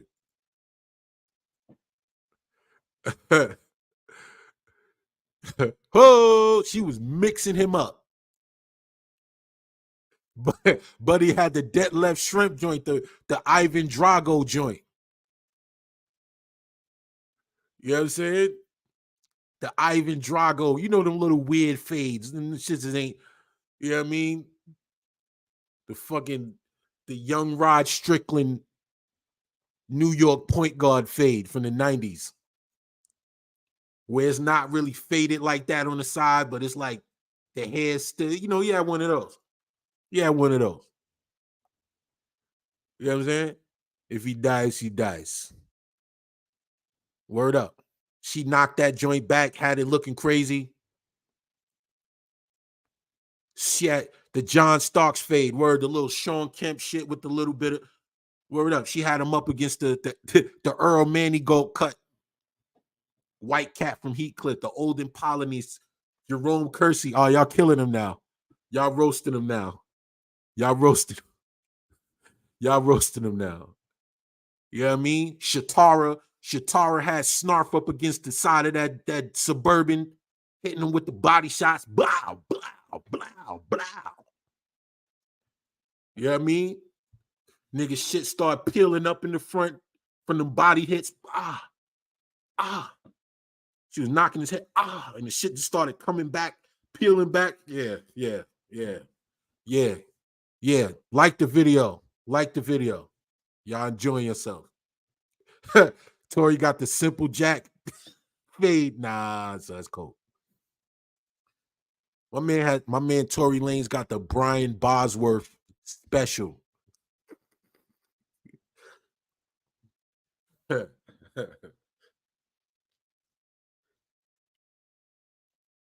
He got the Brian Bosworth joint. The Bos. You know what I mean? He got the Egon Spangler Deluxe. You know what I mean? The Balrog. Y'all killing him. Snuff had to reach for the jammy to get Shatara up off him. Nah, she's Panthro. She's actually Panthro. She was hitting him with the Panthro hits, man. You know what I mean? She was hitting him with the Panthro. I think he had an S curl at some point. Yeah, she was hitting him with the Panthro blows, and Snarf just couldn't take it no more. Wigged out. Like, get back. Get back. You hit me one more time. Nigga hit her with the silly shit like, everything you done did to me gonna come back to you. The Mum-Ra. Yeah, Mum-Ra was hitting Snarf with them good Tyson tuck chin joints, like blah, blah, blah, blah. You just like,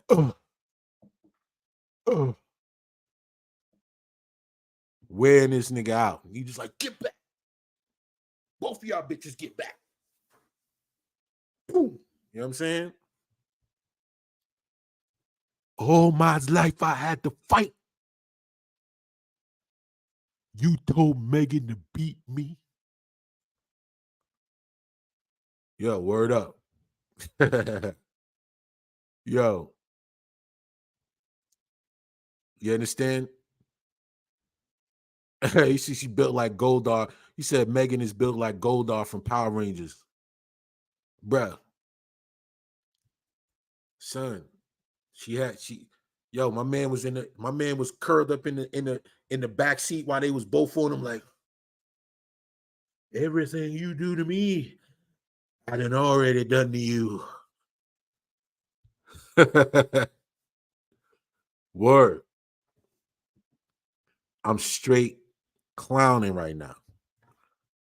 You got to find humor in all the silliness, man. You got to find humor in all this crazy shit. Because if you don't, you're going to go crazy, fam. Yeah, they call her a stallion. She was hitting them with them hoof kicks. Them backwards, them Clydesdale, Budweiser Clydesdale back kicks. You know, the horse kick. She got a Bosnian brawler back. Yo, she was hitting her with everything she got. You know what I mean? She opened up the whole can of tomatoes. You know what I'm saying? She was mixing them up real nice, folding and rinsing and folding and rinsing. Word up. She was bullying him like Radamez from Juice. That's how she was bullying him in the car. She was up in his face like Radamez. Word up. Had him like Bishop up against the deli window like this, like. Brutus the Barber Beefcake. Word up. She was bullying this guy, man. She's up in his face like Rodden Man's like,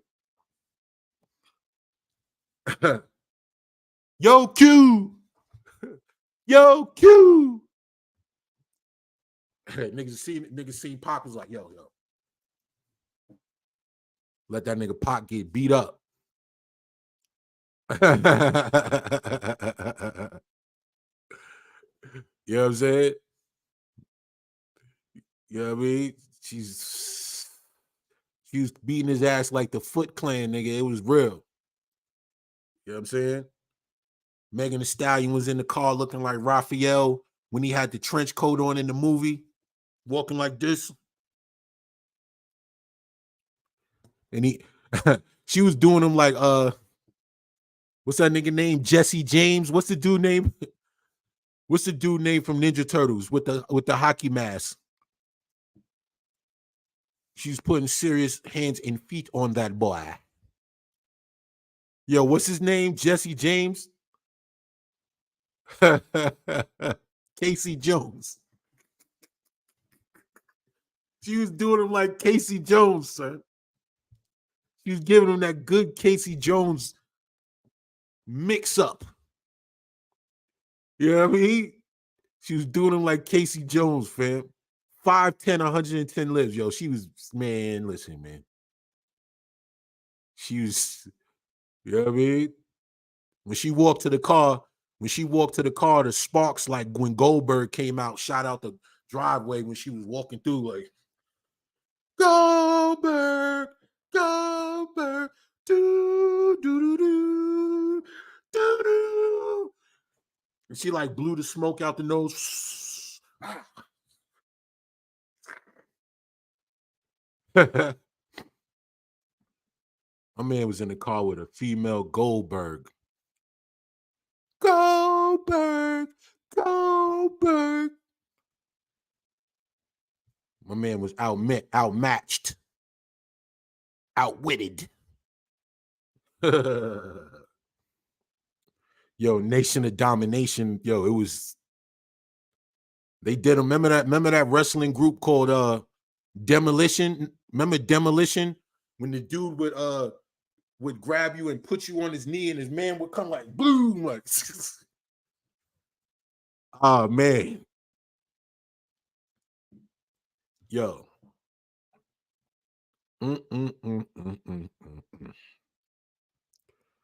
Yo, man. She was doing him dirty, bro. With the spiked shoulder pads, she was doing him dirty, man. You know what I mean?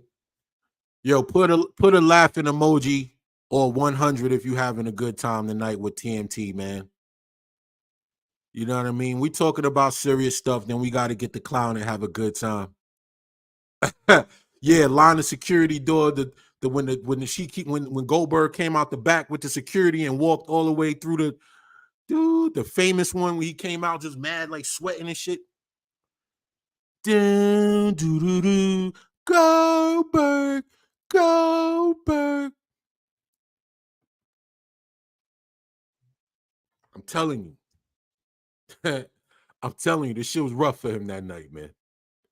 To make somebody go there, you was getting fucked up. You know what I'm saying? When a female put hands on you, bro, you gotta have a lot of control over yourself, man. Because you can either walk away or go to jail. There's no other option. When a shorty put hands on you like that, you could either walk away or go to jail. Word up. If you smell. Yo, dude, she was pushing his wig back, literally. My man had to pat his shit back down after that. Yo, he done sweated all the glue out. All the glue. All the Elmer's glue that was holding that sponge cake shit he got on. She sweated out all the glue in the skirmish. You know what I'm saying? She was doing that nigga like Devil May Cry with the multiple uppercuts, shoot him in the air, bang, bang, bang, bang, bang, slam him down, bang. You know what I mean? That nigga had to pull out a spare glue in his pocket. He keep a spare glue, a little spare glue like this big, and he just popped that shit, put that shit back on, and kept it moving. But he couldn't get to the glue because he was in handcuffs. So by the time he got to the jail, it was already peeling up. You know what I mean? Looking crazy. He's looking nuts. You could tell he was in a little bit of a confrontation of some sort. You feel me? The shit was dry, lips ashy. Everybody's lips be ashy in a mugshot, always, every time. You could be fly like an hour ago. Once you get arrested and go to jail, by the time you get to your mugshot, your lips ashy, you got boogers in your nose, hair fucked up. I don't know what happened between the car ride and the mugshot. Niggas be looking fucked up every time. Looking fucked up. Everybody.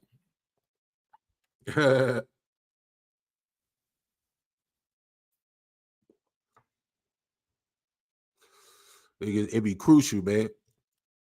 Dude ain't got his airbrush gun, his glue. You know what I'm saying? Lips ashy. Everybody come in the bookings looking beat back, bro.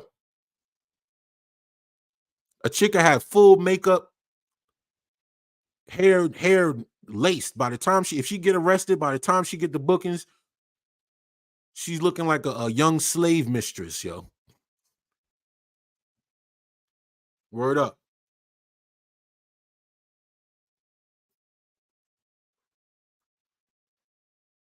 The only people that ever had good mugshot photos, them niggas was like models. Remember the dude who was like the model and he got a mugshot and nigga ended up being like viral? Like, them the only people that mugshots be decent, I guess. Like shorties that is like amazingly pretty. But other than that, regular people go to jail, you're gonna look fucked up. You was fly until you caught that fade. Yo, Black Ram in the house. What up, Black Ram? You know what I'm saying? Tory Lanez had the whole world in his hands. You know what I'm saying? Megan was sitting right in that liver spot where Tank Davis hit Ryan Garcia, that little fucking liver shot. She was hitting him with a bunch of those, yo. She was hitting him with a bunch of those liver joints. Bruce Banner. Yo, Megan was hitting him with all the death blows. It don't matter how handsome or pretty you was. The minute you hit that backseat of that patrol car and you get to the bookings and they take that photo, you looking twisted. I don't know what it is about that. You know what I'm saying? Hit them likes, baby. My man, it was ugly.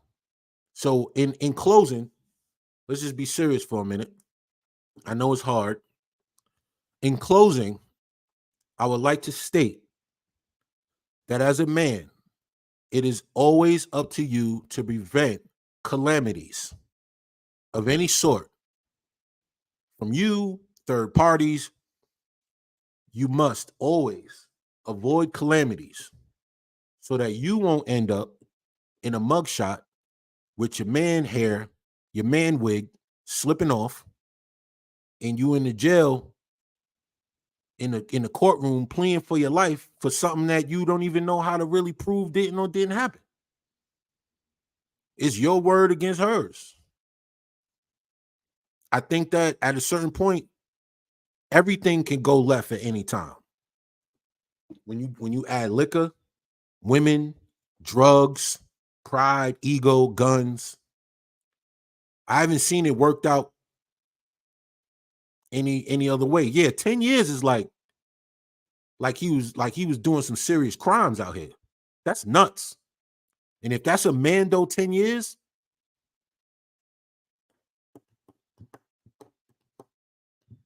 they're gonna need guards watching his cell 24 hours a day to make sure that boy don't try to do something to himself, man. I couldn't see that.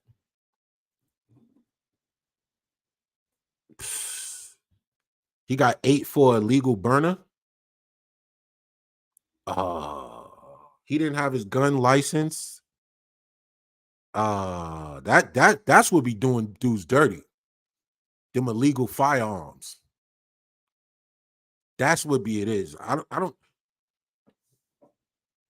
don't even know what state this happened in. I'm pretty sure, wasn't it Los Angeles or something? Either way, Los Angeles gun rules is kind of weird. They strict as hell. I know that much.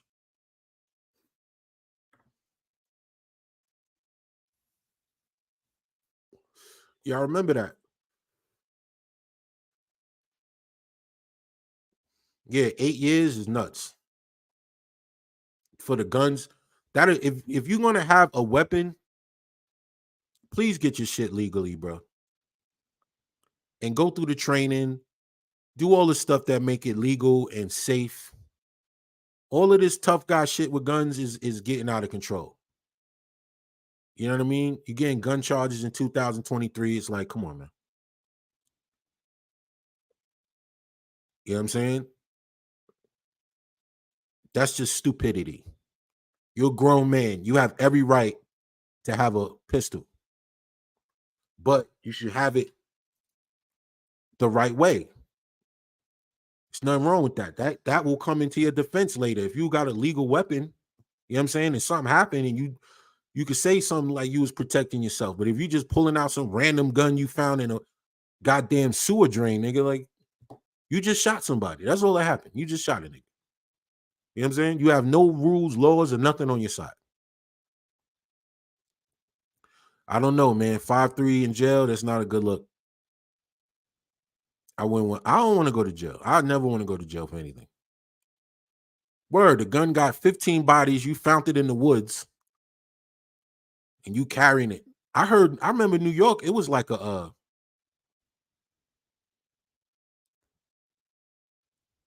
don't know what's gonna happen. I know in New York, they used to give you a year per bullet if you had an illegal weapon.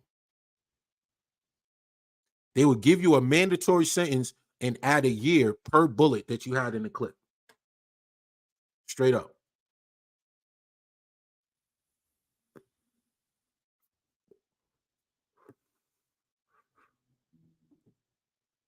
Yeah. A Canadian with a gun in the US. Yo, yeah, it's not good. He's getting deported when he gets out. He's gonna get immediately banished, exiled. You understand? It sucks. Yeah, Black Ram said jail is worse than most people think. People be talking about prison. A lot of the fucked up shit be happening in the jail. Yeah, Black Ram said the germs and the filth alone. You know what I'm saying? All type of diseases and tetanus and shit like that. And yo, New York don't play with them pistols, man. Imagine getting caught with a burner and they giving you that per bullet a year, and you got a full clip. You're done. You're done. What you say? Shoe duty, gym duty. What that nigga Alonzo say? Shoe program, nigga. Like fuck that. Fuck that. I have no energy for jail at all. You know what I'm saying? I am a citizen wherever I go. You know what I'm saying? You better learn how to use some ninja stars or some shit. You know what I'm saying? You got some problems. You better get some shurikens. Shurikens, nigga. You better get you some ninja stars, nigga. You got some beef. You better get you some nunchucks or a blow dart, a bow and arrow. You don't want to get caught with no fucking gun, especially if it's dirty. You better, oh my God. Yo, whatever happened in that situation is nuts. If she had whatever you better get your blow dart game up. Yeah. Everybody pause for a sec. You pulled out ninja stars, son. I think the average person might take a minute. Like, yo, what you gonna do with that? You know what I mean? You better have some other shit going on. You better have some other shit going on, because I promise you, you do not want to get caught with an illegal gun or be in an incident where there's a illegal gun of any sort anywhere. You know what I'm saying? The situation is all bad. No matter what happened, it shouldn't have happened. That's the whole point of this stream. I know the last 40 minutes we just talking shit, but the whole point of the stream, it shouldn't have happened, yo. Yeah, you better have the sword like the nigga from the sword with the cane with the sword in it. Like, you need to get some other weapons. Yeah, my man said I was in jail last December. Had multiple mice running around in the cell. I slept on the bench. Absolutely disgusting. It's not worth it. All that tough guy street shit. And Tory was known for talking some tough shit every once in a while. He said the Castlevania loadout, a whip. You know what I'm saying? Tory was talking a lot of tough shit. Like, he was that dude. Like, he was knocking niggas out. Like, he wanted smoke with everybody. And I'm just like, yo, you know what I mean? He can prove it if he tough now. He like Cam, what Cam was saying, you tough, right? You tough, right? Niggas get shot every day, B. You know what I'm saying? You better come with a bow staff. You got drama with somebody. You better figure out something. You better pick one of the Ninja Turtle weapons, one of 4 options. You know what I mean? Raphael is cool but rude. Michelangelo is a party dude. You better get one of them shits. Word up. You got to make sound decisions, man. The older you get, I'm telling you, you got less time to play with motherfuckers, man. The older you get, once you hit them 30s and 40s, and nigga, you have no time to be fucking with no goofballs, bro. No hothead niggas, no hothead females, all of that, man.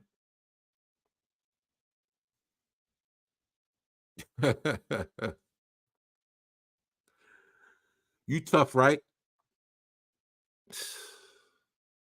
Niggas is fucking idiots, man. That was some dumb shit to get caught up in. Keep it real. That was some dumb shit. Yeah, you getting in fist fights at 30, nigga. You shouldn't even be in a situation.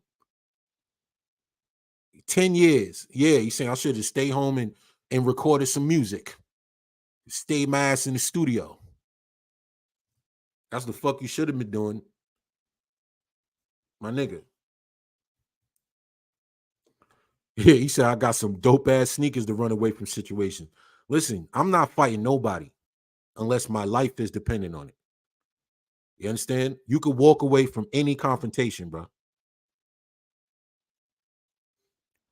Yeah, fuck the club. Fuck the club. I have no energy to go to any club. The music too loud. Niggas is crowded. I don't like waiting online to go to bathrooms and shit. Like, I don't like none of that no more. I don't like standing on lines. You know what I'm saying? Word up. I think the last time I went to the club in LA, niggas was like, yeah, it's $80 to get in. What's that spot in Hollywood, man? I forgot what that shit was called. I think they closed it down. That shit was like $80 to get in that motherfucker. And then you get in the club and the drinks is like $20, $30. You done spent almost $100. You ain't even do shit. Like, come on, man. Word up. It was a club in Hollywood. That shit was like 80 blicks. Playhouse. Maybe. I think so. It was on Hollywood Boulevard. No, what's that shit? You know Hollywood, the Stars. It's one of them clubs towards the end. It's like a club on one side. A club in Rio is pretty cheap, but I don't even go to the club out here. I mean, I don't like clubs. These niggas don't have, in Rio, they don't have the same rules. Like, yeah, parking. Don't forget parking. These niggas in Rio don't got the same like capacity rules in clubs. Like these shits be packed to the fucking maximum of human. It's not even funny. Like I don't even. You go to a club out there, and if you got to go to the bathroom, you might fuck around and piss on yourself, my nigga. Like, cause I like to see you try to find your way to the bathroom in a Brazilian club, my nigga, because these motherfuckers is actually dancing. So you might try to get through and nobody's paying you no attention. You're gonna pee on yourself. You're gonna piss your pants. I don't like that shit, yo. If I go to the club, I need a private area. What up, baby? Dennis. I need a private area with a bathroom like within earshot, yo. You know what I'm saying? You're gonna piss on yourself, my nigga. It's not even these niggas party maximum people. They don't have the rule where it's like, yo, that's enough people. Like, let's no more people in. They'll just keep. Yeah, they in there bugging, dancing like house party. Yeah, whoa, like them niggas going hard, son. I'm too old for that shit, yo. I'm 42 years old. I don't even like being around a lot of people, yo. I don't like crowds. I don't like crowds, yo. Unless it's a concert of somebody that I've been wanting to see for years. If not, I'm good. The only last shows I went to was 50 Cent and Wu-Tang Clan in Brazil. Those are the only two shows I went to, and them shits was packed for me. But it was just for a life experience, but I'm not going to no fucking club just to be around a bunch of motherfuckers. I don't even want to go to goddamn cookouts. I don't want to be around a bunch of niggas. Festivals, you know what I'm saying? I don't want to do none of that shit. Like Coachella and shit like that. You be seeing how many motherfuckers be at Coachella? Like, I could never be in that shit, yo. I would fucking go crazy. Straight up. You know what I mean? I don't like a lot of motherfuckers in it. Yeah, Carnival, nigga, I didn't go to that shit. Nigga, it was too many fucking people out there. I went to a bar off in the cut and watched the parade on TV, drinking a beer with space around me, nigga. It's too crowded. It's too crowded. You know what I'm saying? I'm not, just because I'm in Brazil, it's not going to change who I am, yo. You know what I'm saying? I don't want to, I'm not going to go to no, I'm not going to do anything that's going to make me feel out of character. Like, I'm going to stay myself. Like, I don't like crowds. I don't like doing a lot of extra shit. I'm straight. You know what I'm saying?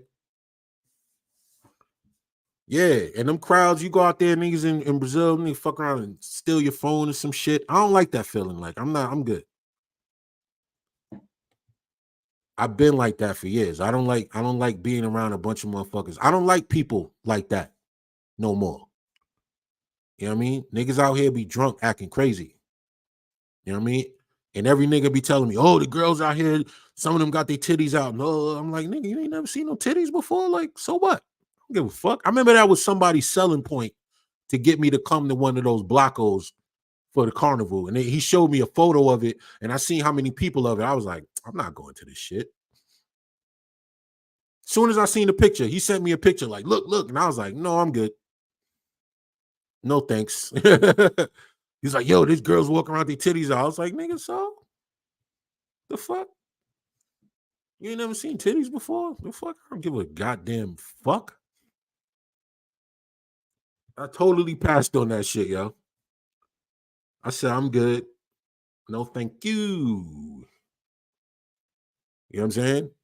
I'm good. I don't want to do no, I don't like being around a bunch of people. I don't like people now. People are weird. And when you go places, everybody's on their fucking phone being a fucking nerd, recording themselves or shooting some fucking weird content in public and being just an extra motherfucker. Like, I don't want to go nowhere with that shit, yo. You know what I'm saying? I don't like that. People don't even go to the club to be in the club. They go there to try to show off and show people that ain't even at the club how they living. Like niggas just on the phone and shit. Like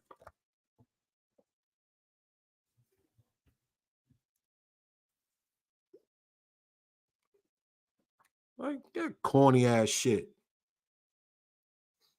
You know what I mean? I don't even want to be around niggas, motherfuckers like that. I know a lot of y'all feel the same. I don't even like. being around a bunch of motherfuckers, and you know they a little weird, man. People ain't cool no more. People's like it's hard to like people. You know what I'm saying? People be mad corny.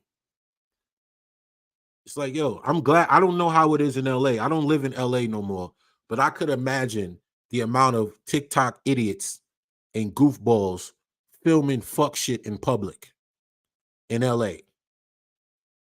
You know what I'm saying? LA is LA. I could imagine how many influencers are just out in the street recording bullshit. How you go to, how you see them TikToks or whatever, or them posts where nigga, he said, I live in LA. It's terrible. I could imagine. And you see somebody like, yeah, they order some food and be like, yo, I got the fried chicken, I got the macaroni and cheese, and they be sitting there like this, like, like this is good. Like, yo, imagine going to a restaurant and you seeing a bunch of people doing that shit. Like corny shit. Like, yo, my nigga, I don't want to see that. I don't want to see that, man. You see some nigga eating with the phone, recording them sitting there like,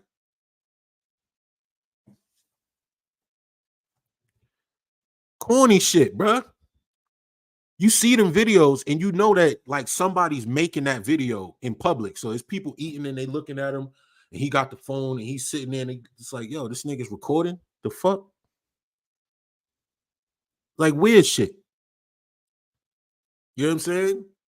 I keep telling the story. I knew this cat and he had a shorty and we was outside and she was in the other room making a TikTok video with her friends and she looked insane, bro. Like she looked literally like out of her fucking mind. Like I just was looking like, what the fuck? She had the little ring light with the thing and she was just like dancing and doing all this shit. And I couldn't help but just keep looking like, yo, niggas have no like self-shame, like where you embarrassed no more. Like certain shit I would be embarrassed to do in public. People don't have no fucking, yeah, like that Pinky Doll bitch, like, and then popcorn. Like, damn, niggas have no embarrassment. Like, I would be embarrassed doing this shit. I got too much like self-respect to be like, you know what I mean? Ice cream, yum, yum. My nigga, that NPC shit, that's like the lowest I've seen people regress in my whole 40 years on earth. That's some regressive shit. Gang gang. You know what I'm saying? I seen a video. I seen a video where it was a young dude, one of these little tight jean hoodie, dreadlock, little young Thundercat niggas. And this nigga was jumping out the car and jumping on the hood of people's cars. And then like, yeah, what? You know what I'm saying? It's like, yo, what the fuck?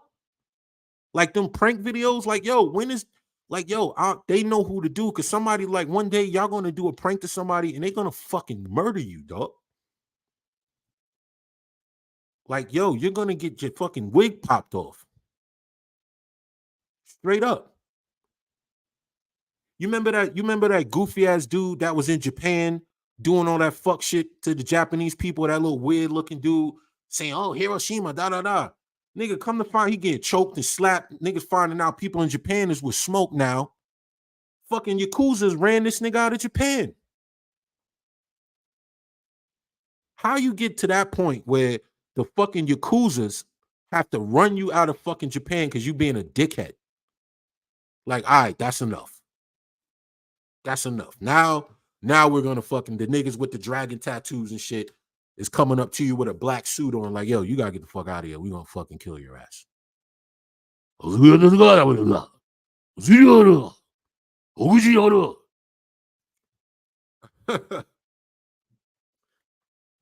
what I'm saying? How you in that situation? Like, yo, these motherfuckers is weird, son. It's weird. It's weird out here. I do not like these new people. I do not like this new breed of motherfuckers, man. I'm sorry. I'm sorry. I can't fuck with them. These little niggas is running in the goddamn little group of niggas running in the stores, fucking up the stores and causing riots and beating up people and shit like that. It's like, the fuck? Going in there just doing it with the because the camera's on. Yo. People like, yo, it's bad when people dying, making TikTok videos and Instagrams, standing off cliffs and falling over and shit like that. Like, yo, is that bad? Like that shit. That's when I knew I was like, yeah, I'm good on Instagram, son. I'm good. I'm good on Instagram. Yo, honestly, the kid who had the streamer that had all the people for the fucking PS5, my nigga, when I was these was like kids. When I was like 17, I could have bought myself my own PS5. You see what I'm saying? Like these niggas gotta go that hard for a fucking PS5. I would have bought one. Nigga, I had a fucking Averex jacket in fucking high school. Them shits was like $700. You know what I'm saying? I worked. If I wanted something, I was gonna work. You know what I'm saying? I didn't mind. I wanted to be fresh. I was not gonna be no little nigga going out begging. You know how they see these videos of these little niggas walking up the cars trying to sell what? Oh, hey, man, let me get $1. Let me get a $20 bill. Let me get $1. Let me get $20 bill. Let me get $1. These little young niggas like, yo, nigga, go to McDonald's, nigga. The fuck? Like, son, what the fuck is wrong with y'all niggas, man? Ain't no way a nigga gonna have me. Yeah, you know, $750 for the butter AV, nigga. I had an AV in high school. My mom was like, nigga, how'd you get, how much was that? I told her how much it was. My mom was hot. But I was fresh, though. Fuck that. You know what I'm saying? I rocked that Averex to the fucking leather was peeling off that shit, yo. Word. I gave that shit to my younger cousin. Word up. Go cut some grass. I remember cutting grass back in the day. I came back with like $200. After that, the hustler was born. The hustler in me it was born, nigga. What? I came home, my motherfucking feet was numb and shit like that, yo. I counted that 200, nigga, like that shit was $1 million. The hustler in me was motherfucking born, nigga. I was never gonna be NBA ghost god, nigga. Never broke again. You know what I'm saying? Selling candy. I used to do that. I used to sell candy. I used to sell CDs. You know what I'm saying? I used to work at Sam Goody back in the day. Remember Sam Goody? I used to take the whole box. I know this is incriminating, but I used to take the whole box of like the new shipment of like some new shit. And then I go to school and I sell that shit for like $15, $20. Peace. I'm talking about early, nigga. I had like the Method Man to Cal 2 Judgment Day, like a month before it came out, Nas, all type of shit, nigga. I was the CD man. I would open my locker. I had CDs lined up at the top. I ain't had no books in that bitch, just CDs. I was getting money. I was all about it. Yeah, man. I was not gonna, ain't no streamer gonna tell me to come outside for a motherfucking PS5, nigga. I would have had one already at that age. I would have had a PS5 with games and everything, if that's what I was about. Shout out to the Nike shoebox niggas.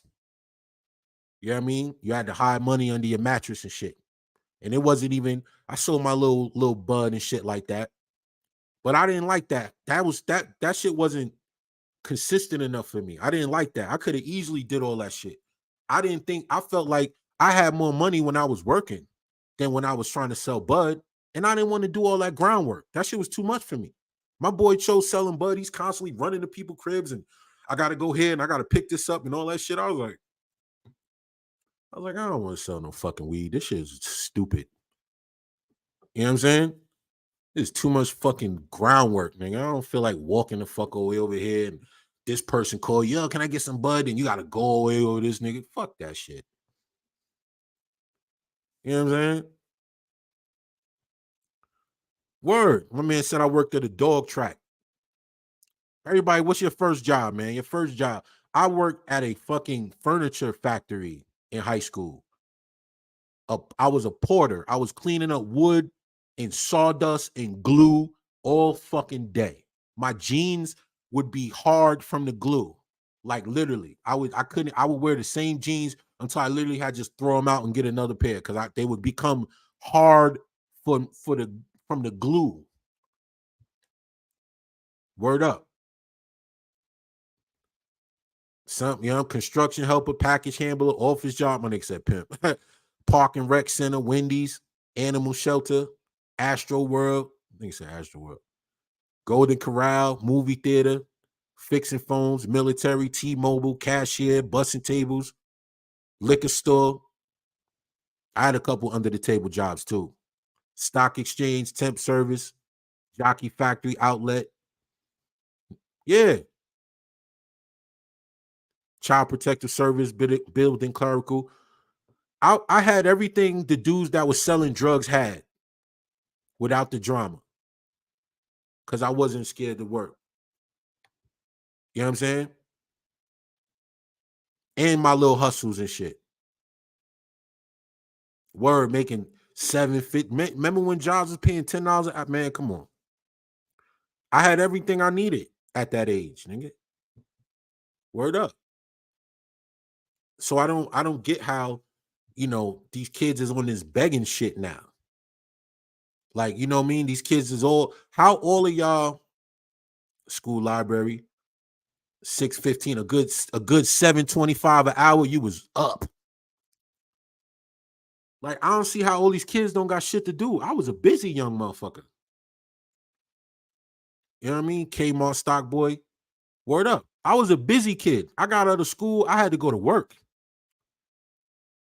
I ain't have time for that dumb shit, running up in the fucking gas station, tearing shit up and having a little wild out night where we all go downtown and fuck shit up. Like, I ain't have time for that. And I just, I had too much respect for myself to go and fuck somebody's shit up. You know what I'm saying? I was a busy ass kid. I worked on weekends and shit. Like, I wasn't even playing, man. I was trying to get a whip. I don't know about these niggas. I was trying to get a car. By 17, once I got my driver's license, I was trying to get a car. Straight up. I had no time for fake ones. I knew what I was on. I was like, yeah, maintenance worker, cleaning sewers. Everybody was doing it, and bruh, I was trying to get a whip. That was my goal. You know what I'm saying? That's how I was going to complete the trifecta. I said, once I get a car, oh, niggas can't tell me shit. You know what I'm saying? Yeah, I wanted to get dipped. And I remember, yeah, I wanted my own car. You know what I'm saying? I wanted to get dipped. I wanted to be fresh. I didn't want to be I remember the year I knew I had to go make some money is the last year. I think it was school shopping. And my mom gave me like $200 to go school shopping. And I knew I was fucked. I was like, I'm fucked. You know what I'm saying? Like, I can't do nothing with this shit. You know what I'm saying? I can't do nothing with this shit. And that was the last time I asked my mom for any fucking money. I think I was probably like 16, 17. That was the last time I asked my mom for any fucking money. You understand? I'm 40 years old. My mom, I never asked my mom for shit. From teenage years to damn near 40. I ain't paying, nigga. I wanted the fly shit. I was listening to rap. I seen niggas like Nas and all them niggas fresh. I said, I gotta be fresh. Fuck this. Word up. I wanted the up tempos. I wanted the Jordan 3s and 5s, and I wanted the fucking chain. I didn't want to be a fucking bummy ass nigga. So I was like, I'm not gonna sit around and wait for my mom to give me money. Fuck that. That first year, you became a young man. That first year, you went school shopping on your own dime. That first year, I went school shopping on my dime. I was never so proud of the clothes I got. Hey, man, $200 for clothes, nigga. We was broke. My nigga like $200 for clothes. I spent that on dates. Nigga, we was broke, nigga. That's what I'm telling you. Niggas was fucked up. Niggas was broke, bruh. My bedroom, I could put both of my arms on both sides of the wall. That's how small my fucking room was. You know what I'm saying? My mom and my sister shared a room. Nigga, we was fucked up. You know what I'm saying? That first time you bought your own school clothes, bruh, niggas went out to Jamaica Ave, went out in the city and Cop some gear, man. Man, I came back. I was on one. I never went back. I never went back. These young dudes don't know nothing about that, yo. Yeah, the flea market, motherfucking Busy Bee flea market, the Coliseum, trying to get you a little chain or some earrings or something. Yo, these little dudes don't know nothing about that shit, man. Word up. They don't know nothing about that. That summer job set off, man. That summer job, and you wait around, you got like 2,500, 3 G's saved up. Come on, man. Niggas couldn't tell me shit. Word up. You know what I'm saying? You get that first 3 grand, you got 3 grand, you might hit your mom's off for a little some shit, pay a little light bill here, there, and you hit up that shit and you come back to school that year. Oh my God. I was stupid fresh that year. And the crazy shit, all the girls who was dating the drug dealers and shit, they used to flirt with me and compliment me. I remember a girl, her name was Minnie. Never forget her. I walked in class. I'll never forget this story. I walked in class. This is the year I had the Averex. The Averex was in the locker, but I had on the fucking Pelly Pelly fucking the gray Pelly Pelly sweater. You can imagine it, right?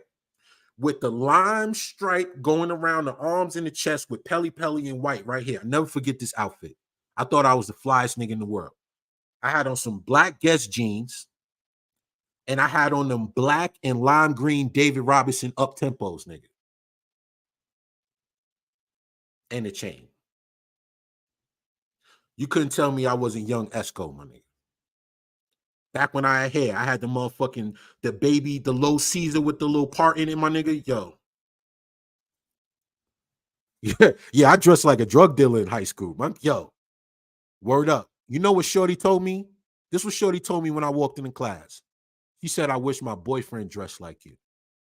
Dead ass. These niggas was bums. And then the other girl, I think her name was Jasmine. I forgot the other one. These two sisters, they was Dominican. These two sisters was both flirting with me at the same time, and both of them was dating drug dealers. And I was a working nigga.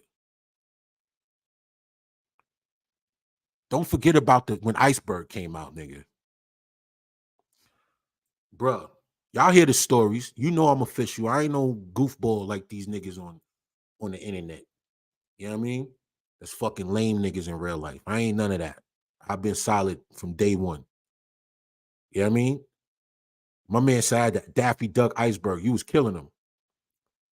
Son, niggas was fresher. When you had that and you was about your money, you was fresher than the drug dealing niggas because they wasn't getting no money like that. The ballers in my house, yeah, the gold teeth. Oh, nigga. You understand?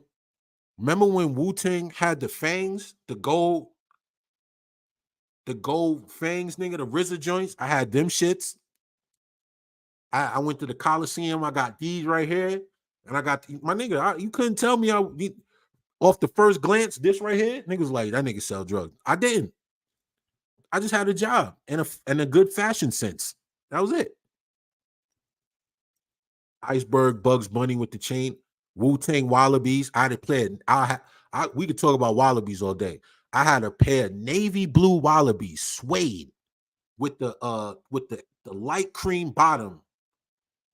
Yo, niggas couldn't tell me shit, bro. You couldn't tell me shit, bro. You know what I'm saying? Niggas had the ill blueprint for what was fly. You couldn't tell me nothing, bro. You know what I mean? Yeah, Coliseum, son from Brooklyn. Yo, good looking. You official too, bro.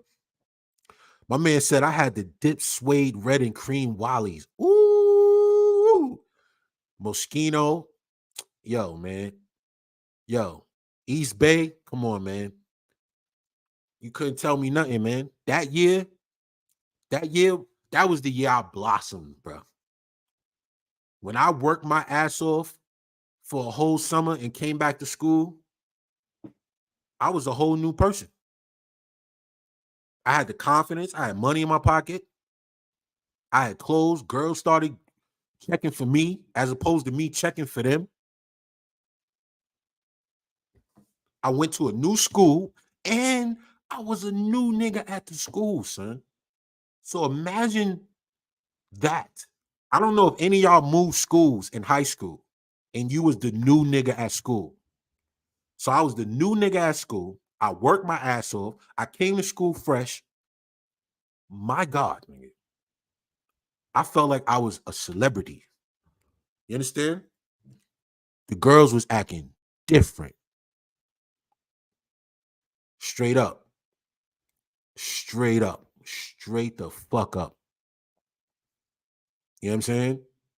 That was the live shit back in the day. That was the life. That was the life. You know what I'm saying?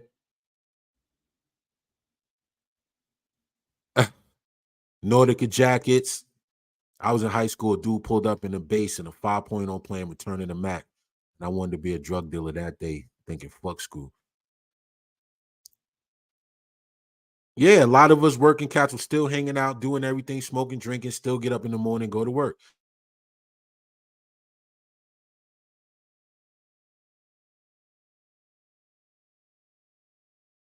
I had the sweater. My man, come on, son.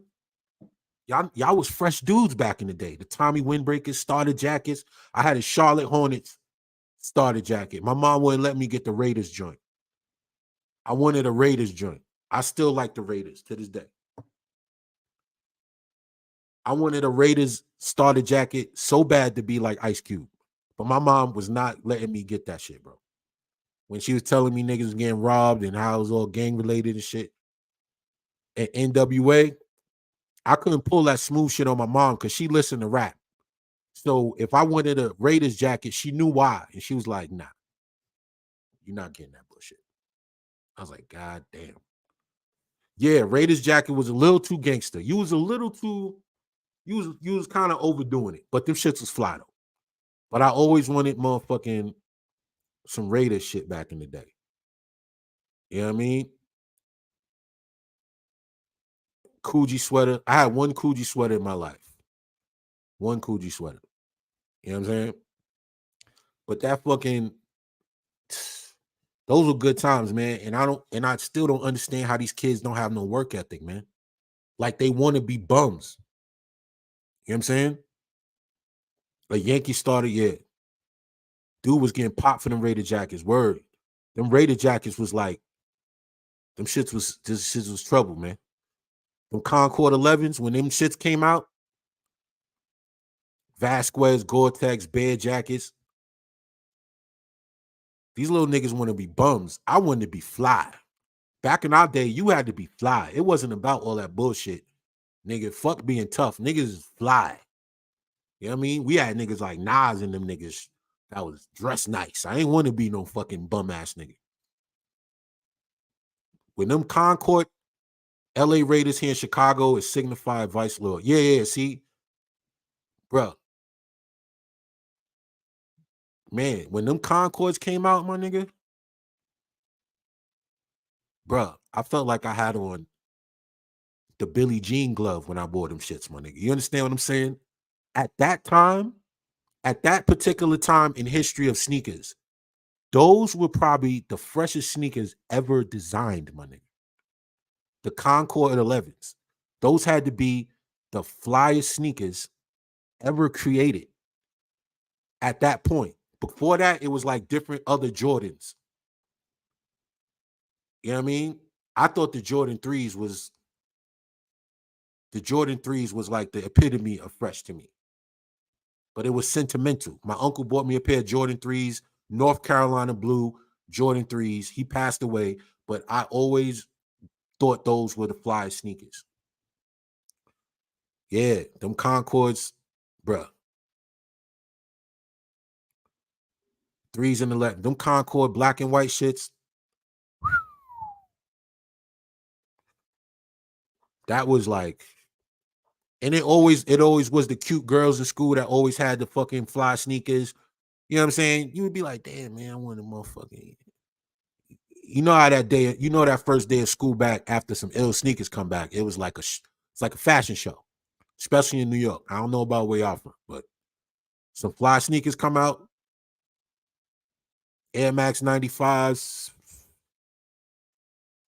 Yeah, Jordans wasn't 200 all the time. They was like 125 at a certain point. Then they went ape shit.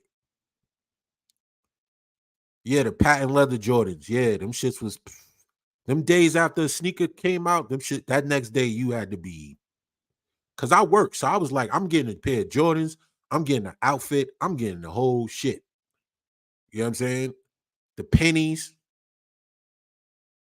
you know what I'm saying? Word up. The pennies, the air raids, word, the Chris Webber air raid shits. I used to lay my outfit on the bed with the sneakers. I didn't put them on the bed, but I had a chair in the corner and I would sit the shirt on the back and line the jeans up at the bottom and put the shoes at the feet. And I would just lay in my bed like this and just look at that shit. Oh man, I'm about to be fly as fuck tomorrow, nigga. I'm about to kill these niggas. Fuck that. Straight up. The taxis. Oh, Tim Hardaway, but Chris Webber used to wear them too, though. I was big on cologne. Oh yeah, I used to have the fucking Versace blue jeans. That was my shit. And John Paul Gaultier. That was my shit when I was in high school. Yeah, Jordans ain't really hitting no more. Of course, Jordans is a whole different energy now. It wasn't the same back in the day. Now it's like it ain't shit no more. You know what I mean? Jordans used to be fresh, but now it's like I don't know. Versace blue jeans was my shit, yo. I would still wear that right now. I would still rock that cologne. That shit still smell good. It doesn't just because it's old don't mean it don't smell good, yo. Jupe, cool water. You know what I mean? Yeah, Michael Jordan shit was trash. Yeah, just everybody wham now. It ain't really, and they just keep making the same sneakers in different colors. It's just played out now. It ain't. You might as well just if you're gonna wear some Jordans, you might as well just wear like the original OGs and stay away from all the new age fuck nigga colors, like and just rock those and just keep it moving. Kenneth Cole reaction. Yo, you had to have you Nordica cologne. You had to have cologne back in the day. That was something. You know what I'm saying? You had to have something that was, accent. I was the cool, I was the blue jeans nigga. You know what I mean? Word up. You get a pair of 40 belows or the beef and broccolis. Remember the field boots, the beef and broccolis? Yeah, man. That was the fly days right there. You know what I mean? Get a herringbone or a Byzantine or fucking little chain. You was good, bro. You was good. You didn't have to do too much. These niggas be trying to be like, these little niggas be like, yeah, I'm drippy. And you be looking at that shit like, nigga, that shit is whack. That niggas ain't fresh. these niggas. Yeah, everybody on YouTube, these niggas be having the fucking reps. Them niggas be bullshitting. Them niggas act like they got a closet full of $1,000 sneakers. Like, get the fuck out of here. You paid $160 for them shits, nigga. You know what I mean? These niggas don't be fresh. They be trying to wear like old 90s throwback, like Detroit Pistons t-shirts with some baggy ass jeans. These niggas I remember like wearing like them big what was them big corny jeans niggas used to wear, like the emo kids? What was them shits called back in the day, yo? Fucking Woolworths jackets, word up. Fucking what was them jeans, yo? Jinko jeans, Juco, whatever. Juco jeans. That's what niggas be wearing. Yeah, Jinko. Niggas be wearing Jinko jeans now. Even rappers and shit. I'd be like, y'all got the Jinko jeans with the everybody think because they got on a pair of fucking off-white dunks, that shit is fresh. Y'all niggas ain't fresh, man. Corny ass shits. Well, I'm corny ass fucking and rest in peace to the dude, but I never saw that shit as fly. Like yo, the motherfucking off-white D's and that's. I'm like, y'all niggas all dressed the same, man. Yeah, Jinko jeans with the joint hanging, jeans be covering the shoes up. Yeah, I don't get it. I don't get it. I never thought that was too fly. Like, you know what I'm saying? And then everybody dresses the same. Nobody has their own style. So everybody just copying off everybody. You know what I'm saying? All you see is little niggas walking around with tight ass sweatsuits and hoodies and dreads and some big ass Balenciaga sneakers and tight shit, and they all tough with a little purse and shit. Like, these niggas is weird, man. You know what I mean? Nobody looks exclusive. Like, I don't see nothing with the like, oh shit, where you get that? Like, back in the day, you could have an Averex, and think you got some shit. And then you go somewhere and see somebody with one that look like it's from another planet. You be like, nigga, what? Like shit like that. I think Gun be dressing. He be having some shit on sometimes. Word up.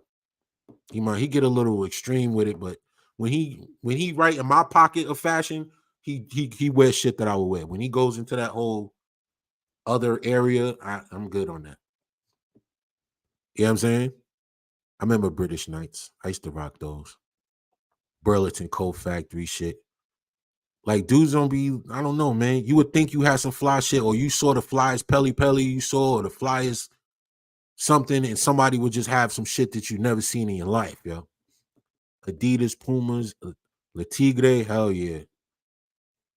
You know what I'm saying? All that shit.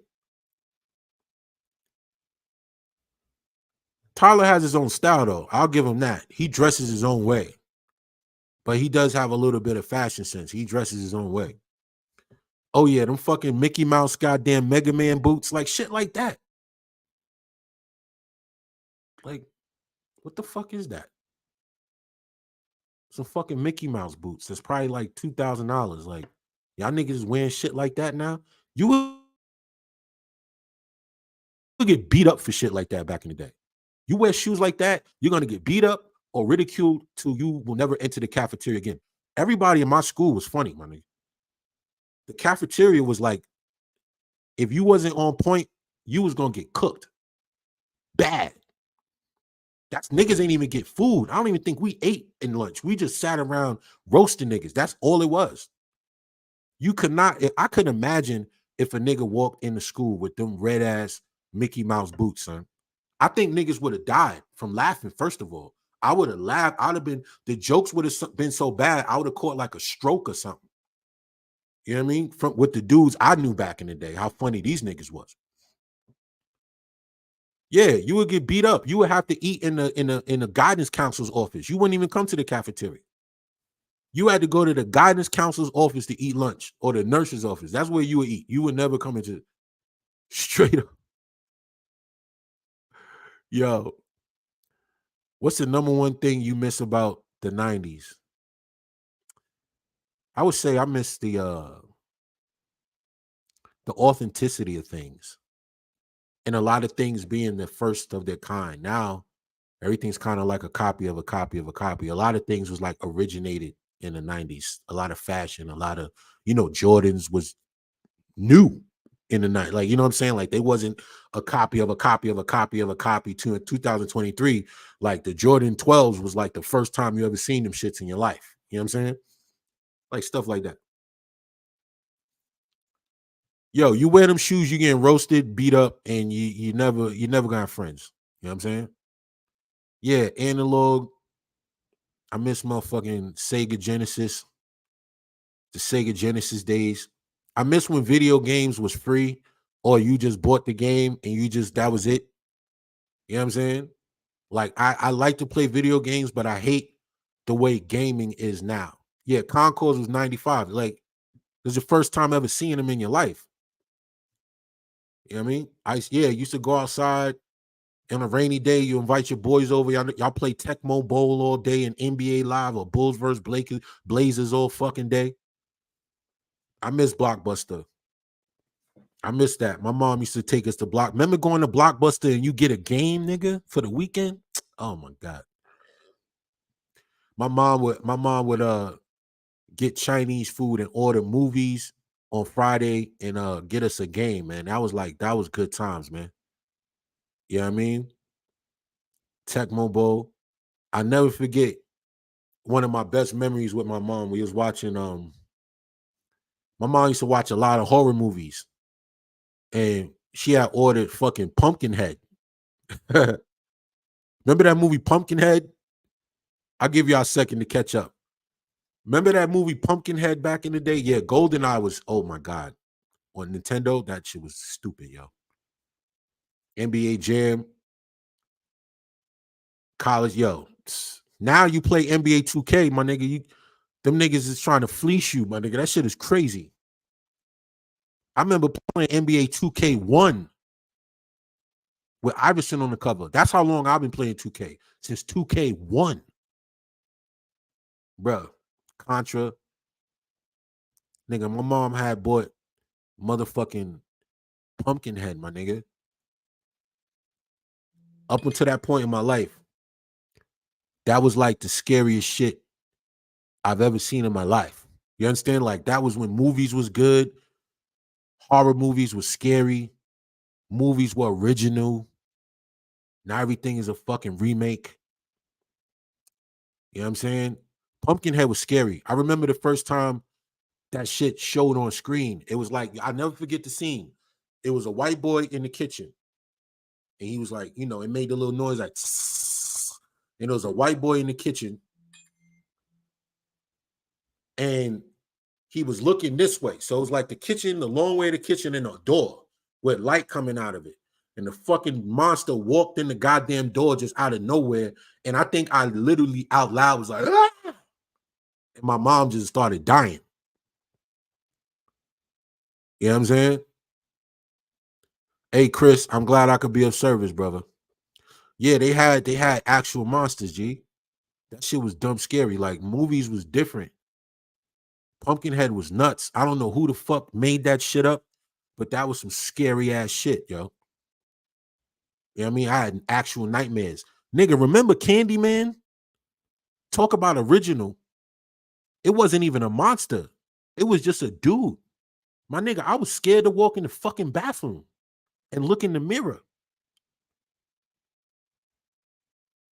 Keep it real. I was scared to walk in the bathroom. You ever prank one of your siblings and they in the bathroom and you go in there like, Candyman, and just close the door and turn the light off? My sister was in there screaming like, no! Like she legit thought she was going to get murked by Candyman. Word. She was in there taking a bath. I just turned the lights off. It was like, Candyman, slammed the door. She was screaming. Word up. Oh my God. The werewolf from the Howling. Oh my God. That was otherworldly scary to me. That movie was shot scary. Like they don't even try to be scary with this shit no more. The Howling was OD. OD. I never even,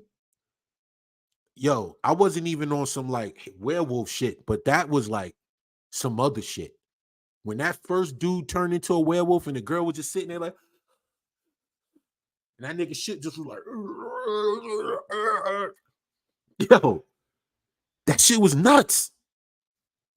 They don't even try no more, son. They don't even make horror movies except some old fucking what's that shit they keep dropping every fucking Insidious and shit like that shit, man. Even the wrestling. Come on, man. Don't even talk about Critters, Sleepwalkers. I remember that. Yo, yeah, Pizza Hut was delicious back in the 90s. Yo, the crust, that shit is terrible now. Pinhead was scary. Critters was OD.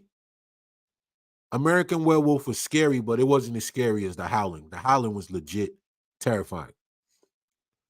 They shot it scary. It was dark. It was misty. It was gloomy. I don't think people have enough attention span for a true horror movie because you got to kind of let shit play out.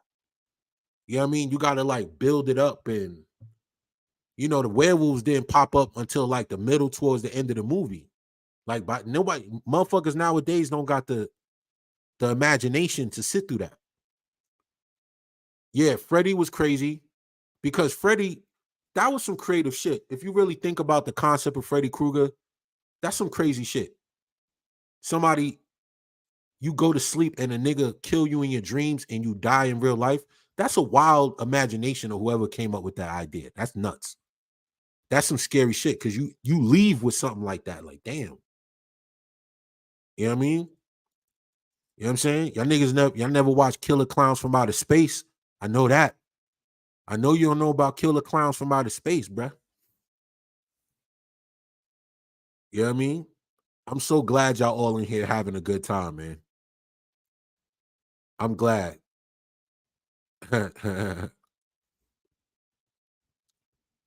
Yeah, remember the man melting in a pool of his own flesh and came out a white werewolf. Son,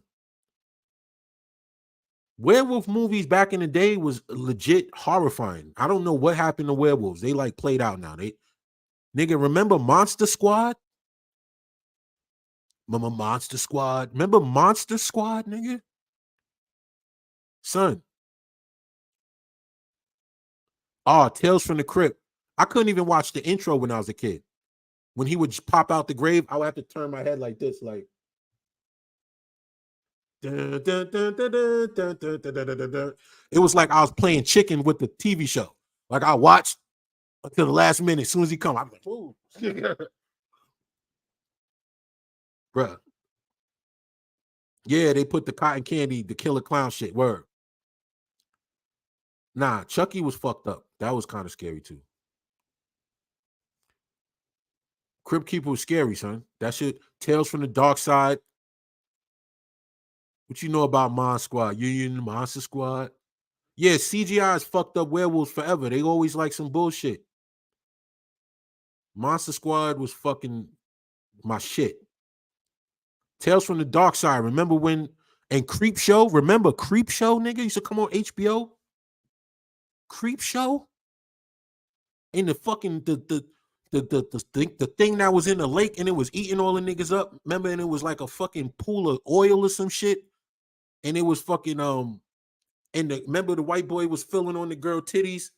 And he was being a pervert and she was sleeping and she turned over and her face was like, ugh. Yo, Creep Show was nuts. Yo, Creep Show was nuts. Hellraiser was scary too. I couldn't get into that. That was just too scary. Predator, yeah, Predator. Come on, man. Predator wasn't even scary. At the first time watching it, it was a little creepy, but then it just got dope. You know what I'm saying? Like you were just like, yo, Predator probably the illest movie ever made. Let's keep it real. Pet Cemetery was scary. I actually read the book before I saw the movie, so I was a little let down, but it was still dope. Are You Afraid of the Dark? Yeah, Predator was ill more than it was scary. You know what I'm saying? Aliens was scary. Aliens, the second one, he's like, "What do you mean?" He got this with Bill Paxton. That shit was fucking horrifying. I couldn't even watch that shit, yo. Aliens was OD scary. What do you mean he took the security systems? What you know about that? Aliens was legit scary, son. When they was all in the room with the guns and they was shooting and they was just coming through the ceiling and the niggas and the guns was running out of bullets and shit like that, and you felt like oh shit. Yeah, Aliens 2 was nuts, yo. Aliens 1 was scary, but Aliens 2 took it way over the top. Way over the top. We're done, dude. Yo, Bill Paxton, my nigga. Aliens was some of the most creative shit. You'll never see nothing like that again. That's what I miss about the 90s. It's sad that we won't get no original ideas like that. Which is an Eastwick. I used to like that. Game over, man. Yeah, I know that. Yeah, Mortal Kombat 10. Yeah, Predator was. I watch every Predator, good or bad. I don't give a fuck. That's how good Predator was. I don't care if it sucks. I'm watching it. I'll give every Predator a try. You know what I mean? The last one was pretty good. It was decent. Yeah, they need a whole new. I don't know, man. There's nothing. Yeah, rest in peace, Bill Paxton, man. He's fucking. What was his name in Weird Science? Damn, I can't believe I can't remember this nigga name in Weird Science. Chet. Yo, that nigga Chet was mad funny. Yo, we blessed. We the last kids that grew up on the other side of fucking social media, bro. The height of creativity. Yeah, Predator was just dope, and Arnold Schwarzenegger was just dope.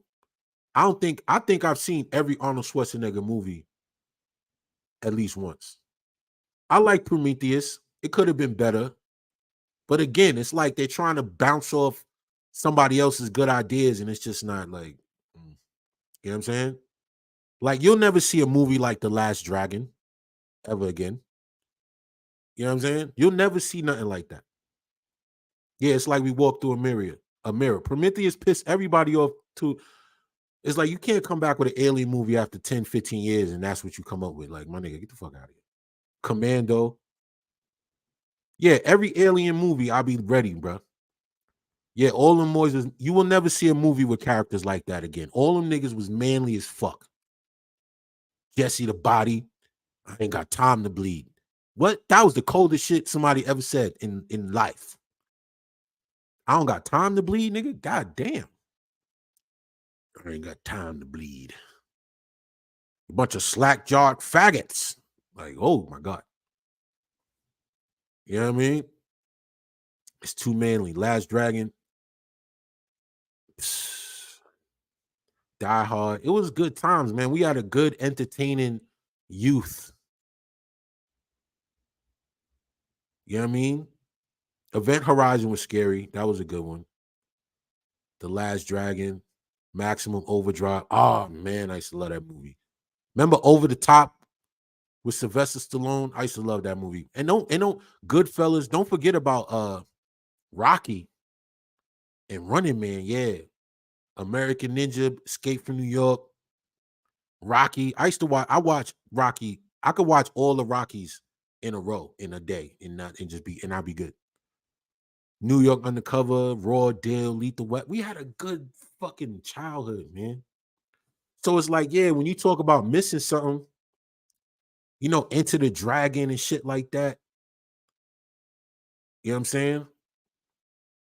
It's kind of sad. You kind of mourn that shit, like Crush Groove, Demolition Man, shit like that. Bloodsport, Lionheart. You know what I'm saying? Best of the Best with Keith. What's his name? Julia Roberts' brother.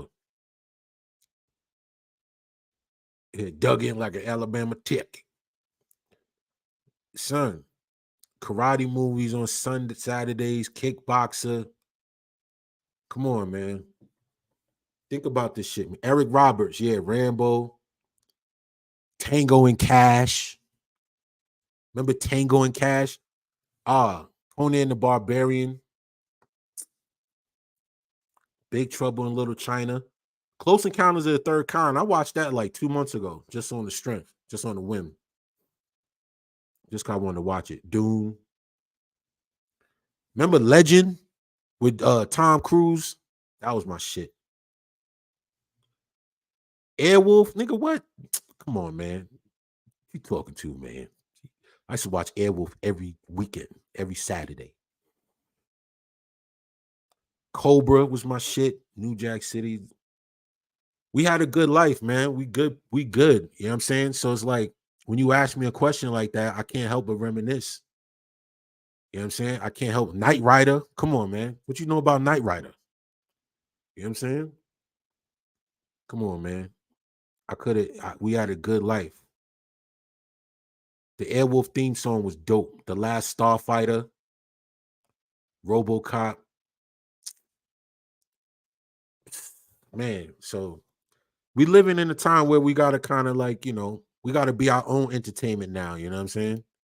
We gotta find our own ways to link in. And Eddie Murphy, Boomerang was good back in the day. We gotta find our own way to like entertain ourselves. And I love watching old movies, Beastmaster. What's the movie with Matthew Broderick with the Hulk? The girl turned into the Hulk. I forgot that shit. Silverhawks was the cartoon. Um, damn, what that shit was called, bro? With Rucker Howe. and Matthew Broderick, and the girl would turn into a fucking a hawk or some shit. Oh yeah, Michael Jackson watching Moonwalker 80 times in a row. Remember Lady Hawk? Yeah, that was my shit, yo. Yeah, Lady Hawk. Yo, remember when Michael Jordan I Come Fly With Me came out? I think I watched that shit to the fucking VHS tape broke. Word. Highlander. He said, you got a favorite rapper from the 90s? Um, I mean, in the long run, I would say like Prodigy and Nas, a couple other cats, Wu-Tang dudes. I'm like, y'all, I got the same taste. Raekwon and them dudes. Ghostbusters, the original Ghostbusters. The real Ghostbusters cartoon was ill. Yo, Moonwalker was ill to me, yo. Tupac too, yeah, for sure. Ghostbusters. I used to love Ghostbusters. Where I had the action figures, everything. I had the Ecto one toy. Y'all don't know about that. I had the Ecto one and the kit toy. You couldn't tell me shit. You know what I'm saying? Word up. Yeah, when Michael Jackson turned into the car, you know what I'm saying? I had the ill little cartoons and videos. That shit was mad entertaining, yo. That dude Michael Jackson was an entertaining motherfucker, man. I could never forget. You know what I'm saying? Michael Jackson was a big piece of our life. I like to pretend Michael Jackson is still alive. He just retired or something. You know what I mean?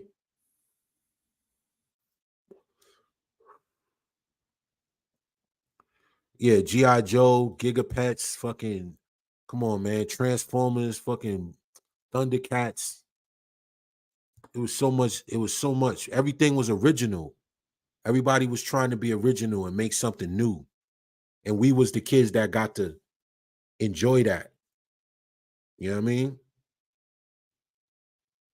Yeah, most famous person ever was Michael Jackson, easily. You know what I'm saying? Michael Jackson was a motherfucking man. Yo, I'm gonna do more lives. You see this setup, man? I invested in this. This is because I'm gonna keep doing them. I kind of enjoy this. But y'all got I also, man, y'all gotta understand. I got a Patreon if y'all want to watch the old style videos. If somebody could drop the Patreon link in there for the brothers, you know what I mean? Drop the link for brothers. It was no holds barred. Wow. That nigga Rip used to do this shit. We used to do. I used to do that shit. That nigga Rip would be like, y'all know nothing about no holds barred, nigga. Niggas like Dookie. Yeah. Watch that smell. Dookie. Word up. That nigga Zeus, that nigga Tiny Lister, that nigga was ill back in the day, son. That movie was ill. Yo, 1MT, that's that dude. King of New York, Tango and Cash, Tremors. I used to like Tremors. I might watch that again. You know what I mean? What about the Lost Boys? Remember the Lost Boys? That was like one of the coolest movies about vampires ever made. Lost Boys. Nigga Michael. Oh man, that movie was ill. The Corey Haim, Corey Feldman movies, License to Drive and all that shit. Oh man. Damn, yo. Lost Boys, the Lost Boys. Remember the Lord of the Flies was ill. Yo, Lost Boys was my shit. Thou shalt not cheat. Bram Stoker's Dracula is ill. Lost Boys was like hella cool. It made you want to be a vampire. Like, damn, vampires be chilling. Them niggas is chilling. You know what I'm saying? Roller Babies. Remember Roller Babies, nigga? Remember that shit? Come on, man. Y'all know what I'm talking about. Fucking Lost Boys made you want to be a vampire hanging with David and them niggas, man. Riding dirt bikes and shit. Word. When that nigga Mike finally turned into the vampire and they started fighting. Oh man, Interview with a Vampire. You bugging. I used to read them books, them Anne Rice books, Interview with a Vampire. I used to love Anne Rice books. The Interview with a Vampire, because she writes so poetically. It was like poetry. It was beautiful. It's the movie takes away from a lot of the beauty of the writing, but them Anne Rice Lestat books and all them shit, I used to be addicted to them shits. You know what I mean? Escape from New York. Yeah, Lost Boys was ill, man. Straight up. Them shits was dope. Beetlejuice was a good time. Yo, I like the remember Cyborg? I like the pain. Yeah, Anne Rice books was ill. Remember Cyborg with Jean-Claude Van Damme? That shit was dope.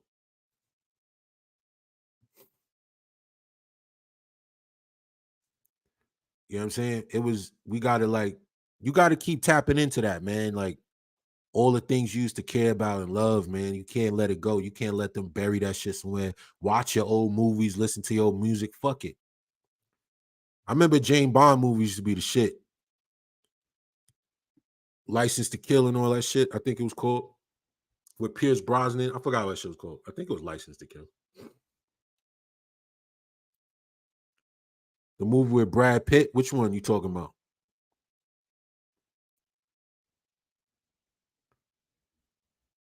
Yeah, DVDs. Yeah, man. That was good times, man. Going to fucking Blockbuster Video. If looks could kill. You know what I'm saying? License to Kill Timothy Dalton. Yeah. Yeah, Alien 3. I remember that one where they was in the jail with Rock, Charles S. Dutton and shit. Fight Club. Fight Club's my shit. Demolition was ill. That was like a ill. Yo, Wesley Snipes was dumb ill in that movie. Nigga was mad funny. He's like an ill villain. He was like funny and all, like charismatic. You like liked him and shit. I never seen Salem's Lot. Mark for Death. Remember all them fucking Steven Seagal movies you would watch back in the day with Screwface? Y'all know about that. Ninja Scroll. Ninja Scroll was the first time I ever seen anime in my life. I didn't never watch anime. And you watch Ninja Scroll, niggas is fucking bitches in there and shit. You like, what the fuck is this shit? Like this, yo. Spawn, Devil's Advocate, Mo Money. Man, we got a good yeah, that shit was crazy, son. It was unreal. Vampire Hunter D. Yeah, I watched that shit mad times.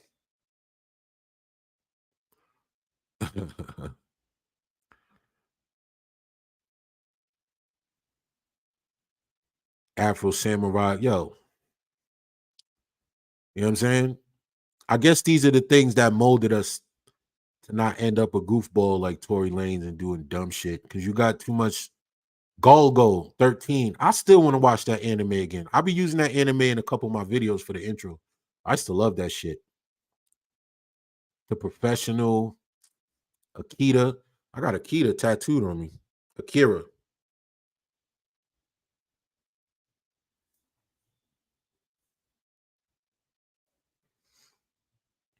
You know I like that shit. You know what I mean?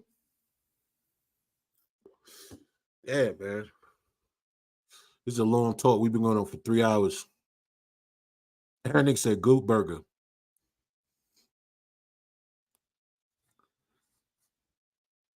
Yo, that bike is timeless. Yeah, that shit was beautiful. I feel like I should have got the bike tattooed on me instead of the Akira, but it's too late now, so fuck it. Three Ninjas, Tum Tum. Yeah. Come on, man. You talking to? I was a movie kid. I was a latchkey kid, man. I was watching TV and movies all fucking day. Yeah, I could do that. I got Deadpool on this hand. That tat ain't even finished. I need to finish that one. You know what I'm saying? Yeah, they come on, man. Remember watching yo, what's that dude that used to come on Nickelodeon and do all the science shit? What's his name, yo? What's that TV show I used to like watching? Deadpool 3, I'm watching it immediately. What was that show with the damn, he used to do a bunch of science shit on Nickelodeon, yo. Not Bill Nye, Mr. Wizard. I remember Mr. Wizard used to have you with the he'd teach you how to make a tin can shrivel up and shit. And I tried that shit on my own. You like put some cold water and hot and that shit just I was like, oh shit. Yo, Mr. Wizard, my nigga. Mr. Wizard was that dude. I used to love that shit. Remember Brain Games? Used to come on in the morning for right before you go to school. It'd be like right when you go to school. It's like you would either get to watch it or you would miss it because it's like you literally got to walk out the door when Brain Games came on. It'd be like some little puzzles and shit.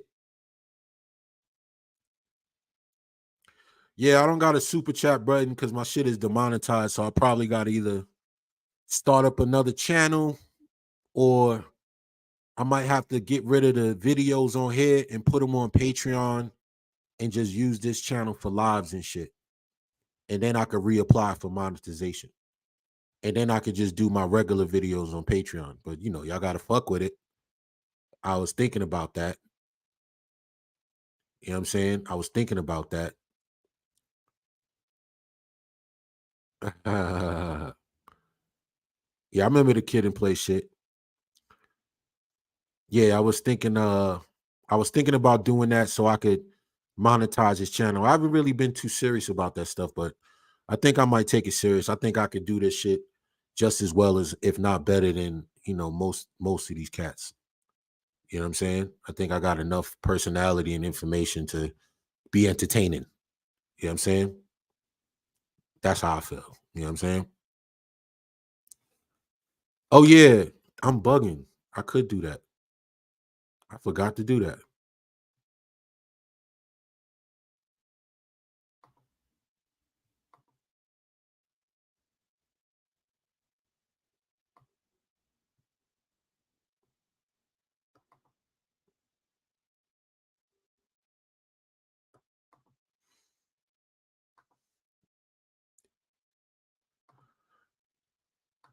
Thanks for reminding me. I totally forgot about that. DuckTales. Ooh, man. Pitch Black. Oh, that was the shit with Vin Diesel got ill. Word. Undisputed. Man, we had a good life, man. We still got a good life, but you know, I can't really get with this new shit. Oh yeah, I remember Tap. Remember Bamboozled? Remember that movie Bamboozled? That's what it's like now. Like rappers and singers is like that movie. Bamboozled. Bunch of fucking minstrels reading Rainbow. Oh my god. Inner Space. I remember that movie when he got with Martin Short. You know what I'm saying? Man, Gargoyles was the shit. I used to watch Care Bears, nigga. Tailspin got you into aviation. That's dope.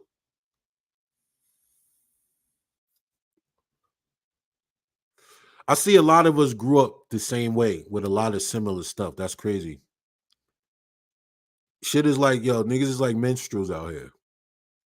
It ain't even entertainment no more. It's like literally a minstrel show personified. It's crazy. Yeah, Care Bears movie 2 with Dark Heart. I remember that shit. Remember Ecto Cooler Juice? Yep. Mm-hmm. Mm-hmm. Back to the Future.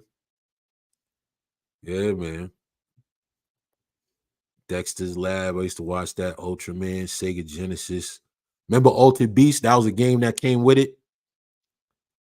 Man, Altered Beast was my shit. I used to play that game till fucking my head exploded. You know what I'm saying? I don't know how many of y'all be playing games and shit, but one day I'm gonna just make a rant and just rip 2K for ruining such a good basketball game and turning it into a fucking money grubbing piece of shit game. You know what I'm saying? I can't even play that shit. I gotta play my errors and just make a play and put them in the 90s and play with Jordan and shit like that. I can't even fuck with that shit now, yo. These little niggas don't know how to play basketball. It's like you play that shit online with these little niggas and you see where basketball theory has went totally left. Like niggas do not understand how basketball works, my nigga. My God. It's like, yo, you can't. And the thing about 2K, I know I'm going off the subject. The thing about 2K is whack because it's only the only basketball game. But really, I don't need an NBA licensed basketball game. Remember David Robinson Supreme Court back in the day? That shit wasn't even motherfucking NBA license, but it still was good. I mean, niggas make players. You can make fake teams. Niggas in the pro-am making up teams. I don't need the NBA to be attached to basketball if it's a good basketball game. Straight up. I don't need it to be NBA. I don't give a fuck. I don't even play my career.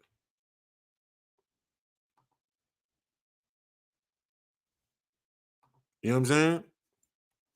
Yeah, 2K is the worst now, yo. Everything, yeah, it's too much money. And the thing, and they talking about, yeah, remember David Robinson Supreme Court? Double dribble, NBA Live 05. Yeah, man. NBA Jam. That shit is crazy. Like the thing they talking about bringing like a battle pass where you got to pay to unlock shit for the season. I'm like, why they trying to battle off bite off Call of Duty? Like Call of Duty is free, nigga. Warzone don't cost shit. You can literally play Warzone and not spend no money on it. NBA Street, Bulls vs. Blazers. Yeah, man.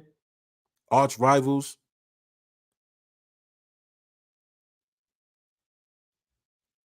NFL Street. Yeah, DLC, the death of achievement. That's right. That shit is fucked up, man. Yo, Bo Jackson on Tecmo Bowl was nuts. Like, I don't get how these niggas make that shit like that. Them niggas fucked up. 2K is a bad business, bad company. They're just some foul people. Skater die. The homework hotline, I remember that. Twisted Metal was the shit. Howard the Duck, come on, man. You know that. Yeah, if you buy a game, you don't even get a full game. Like 2K release a game every year and it ain't even finished. Like they gotta update the shit through the year. Like, why don't you just make a fucking finished game, nigga? Instead of fucking having niggas pay $70 and then you gotta build a character, it's like $150. Like, who the fuck these people think they are, yo? Like that shit is crazy, man. How the fuck y'all niggas gonna do that? And the game don't even play real.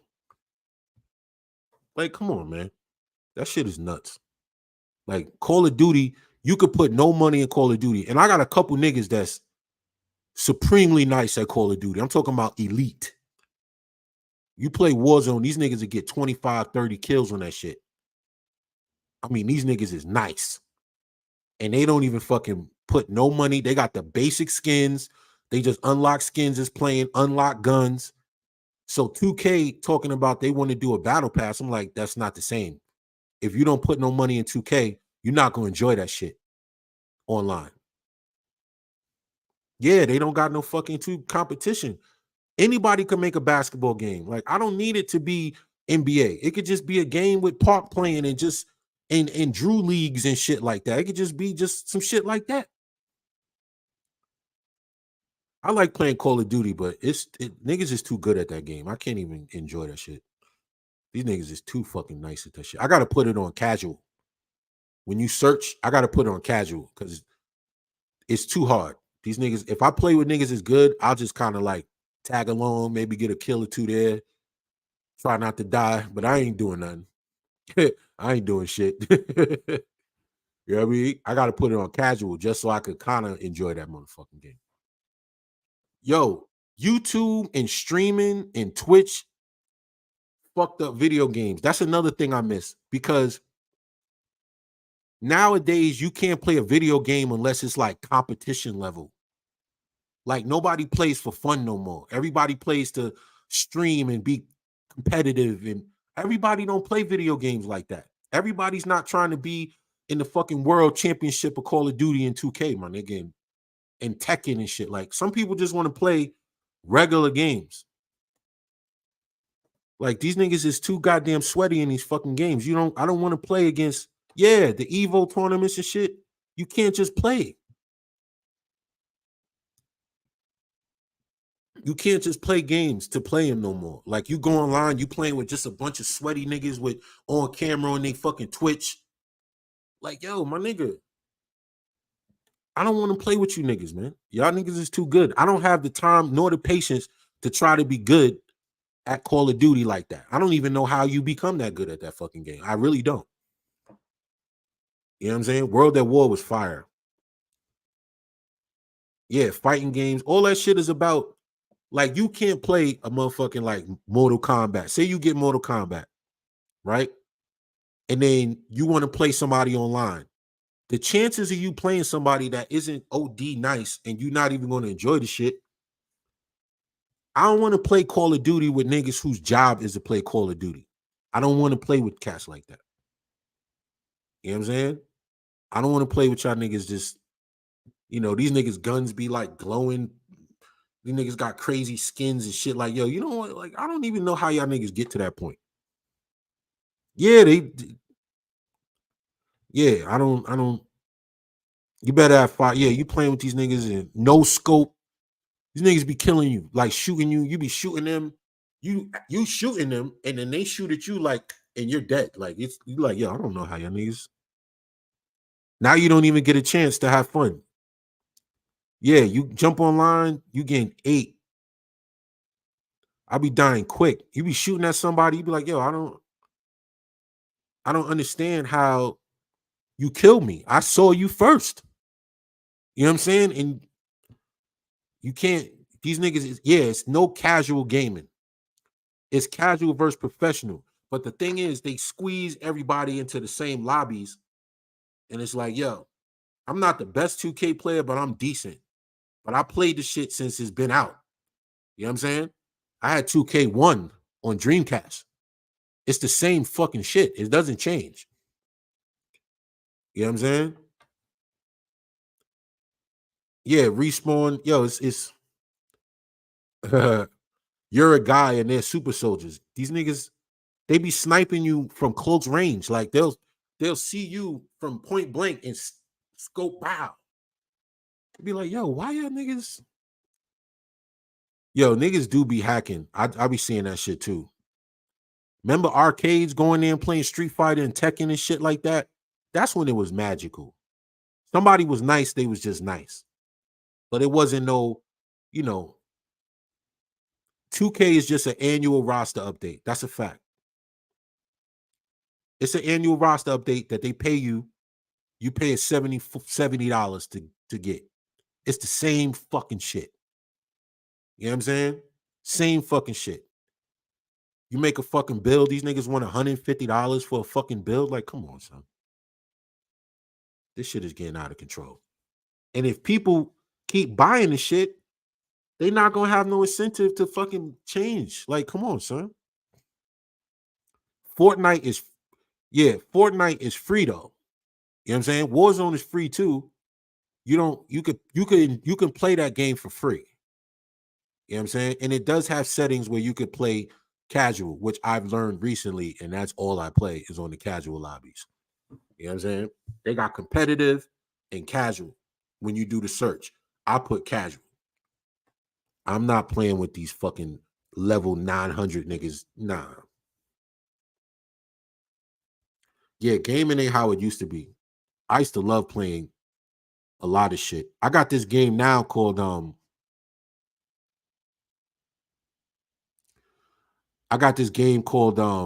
Remnant 2. That game is pretty fun. That's probably the most fun I had on a game in a minute. It's like you could tell they really thought about it. It reminds you of like a game from back in the day.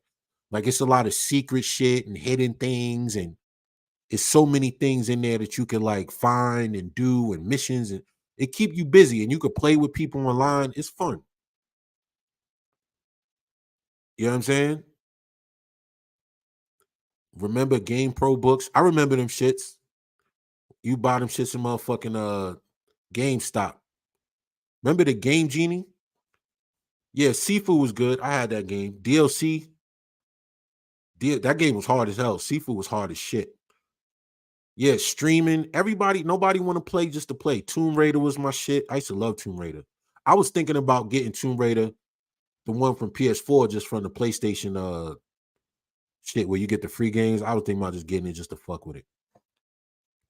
You know what I mean? You got to get indie games. Word. Devil May Cry was my shit. Resident Evil, Shaq Fu. I used to have that game. I actually purchased that. My mom bought that for me. I played that shit. Yeah, Witcher 3. I played that on Xbox. I used to love that game. NCAA Game Breaker, Wu-Tang Shaolin Style. I remember that shit. I never got it. The last wrestling games I played was like some WCW shit. Streets of Rage. Yeah, man. Ghost of Tsushima is my shit. I got that. Mass Effect. I never played the Warriors game. Primal Rage. Gears of War. Yeah, Gears of War was dope. Ninja Gaiden. The new shit is super impossible to beat. Devil May Cry was dope. Yeah, man. It was like a different time. You could just put a game on and play. Grand Theft Auto will always be the shit. SSX. You know what I mean? Monday Nitro. That was my shit, yo. WCW Monday Nitro. Monday Night Nitro. You know what I mean? I never played Zombies Ate My Neighbors. No, I never played that. NFL Street was dope. I played a little bit of Fallout before. I don't know. They got a new boxing game called Undisputed or some shit like that. But it's on Steam or something, but they didn't put it out on console. I still was playing Fight Night Champions until like I got a PlayStation 5. Midnight Club. Word. Need for Speed. Remember, I played the new Need for Speed. WCW Thunderdome. Man, they don't put the same love in the video games no more. And we older. We grew up in the era when video games became dope. So a lot of us might still fuck with video games. You know what I'm saying? Because it's something that was a part of our life for a good part of our life. Knockout Kings was dope. You know what I'm saying? But they don't put no love into them no more. It's like, it's just a quick fix for a quick flip. Quick money back. You know what I'm saying? It ain't really about nothing. You know what I'm saying? Mike Tyson Punch Out. Red Dead Redemption. That was a game that was made with some love. Like they took their time and made that game. You know what I'm saying? $70. Remnant 2 was only $49, and that game is the best game I bought on PS5 in a minute. Besides like Horizon Forbidden West. That was the first game I played. Yeah, Red Dead Redemption. Like when you walking in the snow, you can literally see like your feet like moving the snow around. That shit look mad real. You know what I mean? Like they put love into that game. NFL 94. GTA 6. I don't know when the fuck that shit came out. Oh my God. Remember when Halo came out, bro? Whoa. That was a moment in time, bro. Halo, that was a moment in time. Time froze when Halo came out. Yeah, they don't sell you the whole game. It's just a piece of it, and then you got to download a bunch of shit. Stupid, man. Perfect Dark. Yo, Halo was stupid. Halo was stupid. You know what I'm saying? I didn't get into Call of Duty till like Modern Warfare 2. That's when Call of Duty was like, wow, it was like perfect. You know what I mean? Now it's like everything that was good, you got to expect to get kind of corny. I thought as we went beyond, games would have gotten better with PS5. But it's like now games, really just got more expensive. You know what I'm saying? No more college games. You like no games haven't gotten better, really. They just got more expensive. That's all PS5 did, was give them more space to make the game cost more money. But it ain't really nothing mind-blowing about next gen. I think maybe Horizon Forbidden West, Ghost of Tsushima, those were games that made me feel like, okay, this is next gen. This shit looks beautiful.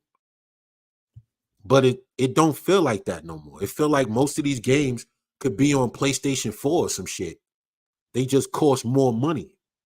Yeah, it's more space for DLC. It's more fucking.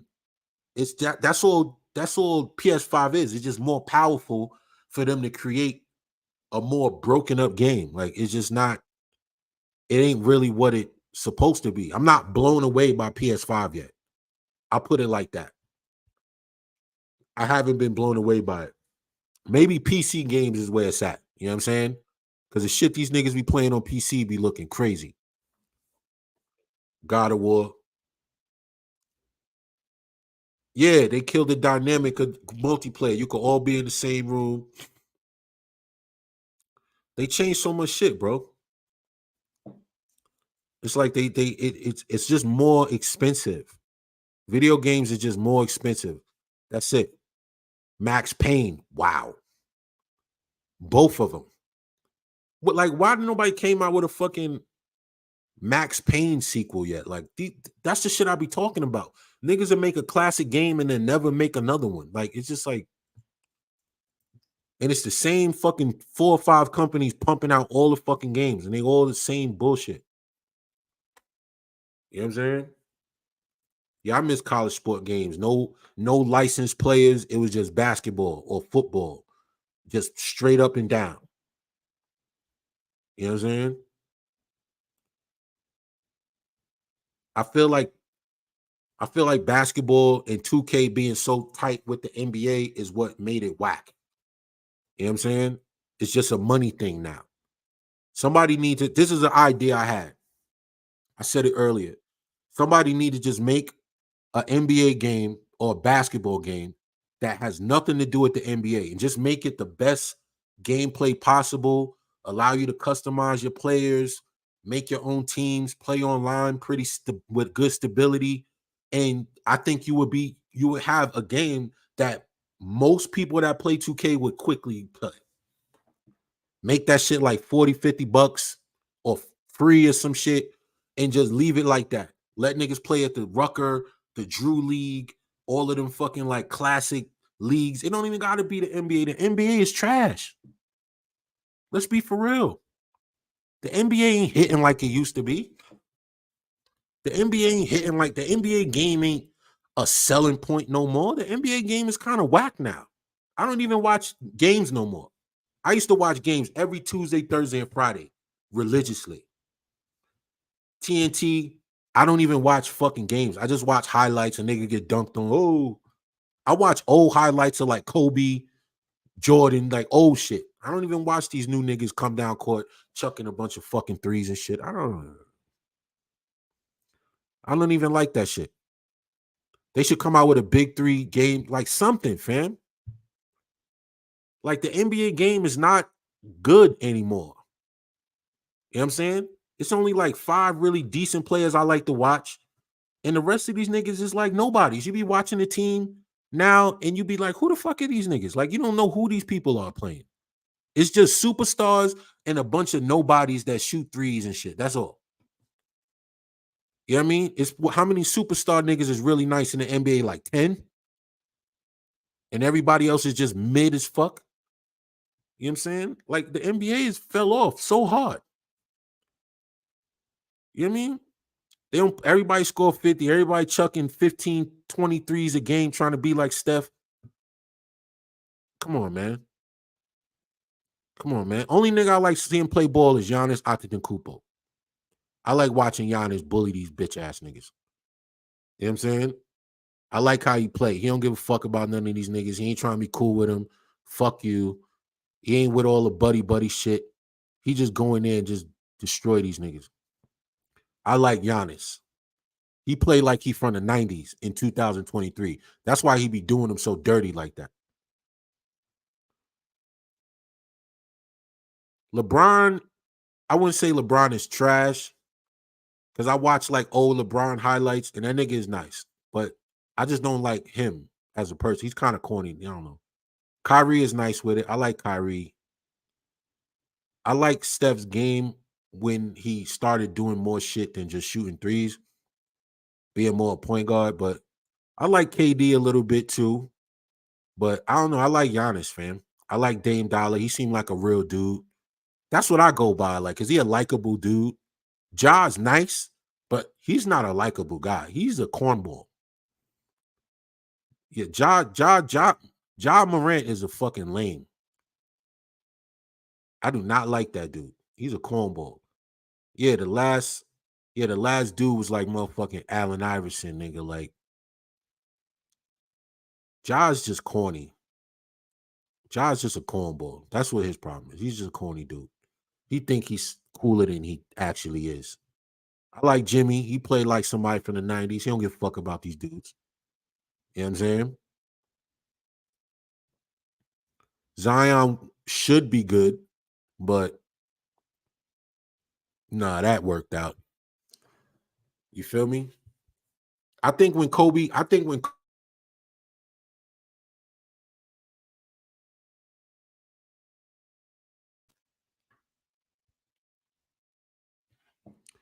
I say that again. I think when Kobe passed away, he took the heart of the league with him. You know what I mean? He took what the NBA, yeah, I saw that. Is it still recording? It should be good.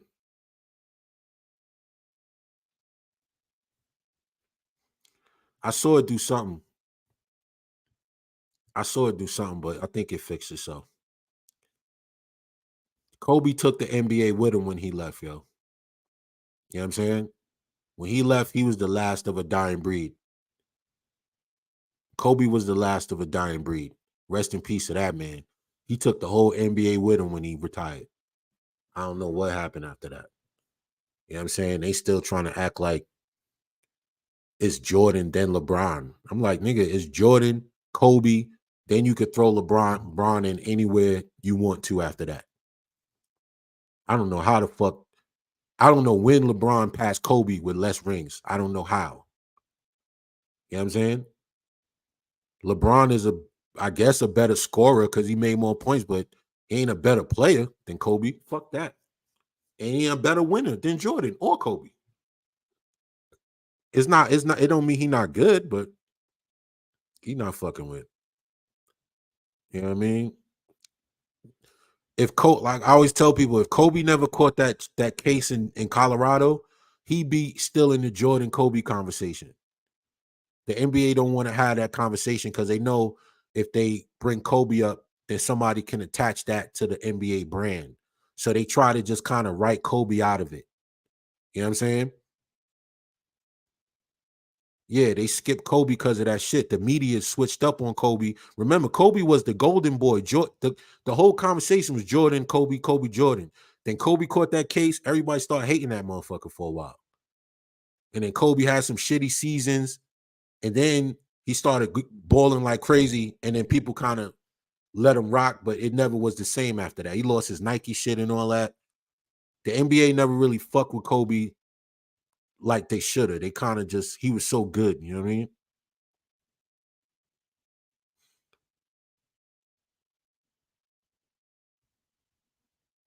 Yeah, the feminists will come out. Yeah. They won't, you can't just, right. Eddie Jones was dope from Temple. Kobe was,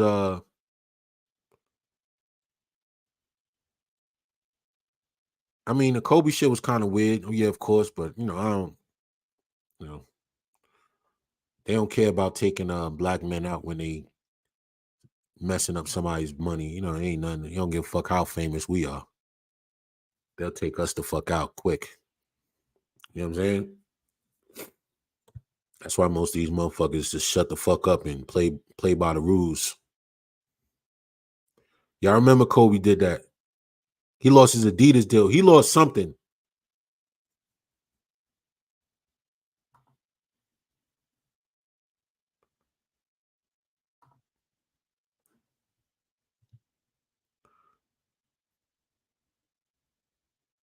Oh yeah, appreciate that. The Curious Case of John Morant and Michael B. Jordan. See, that video's on my Patreon. I'll be telling y'all, cat man.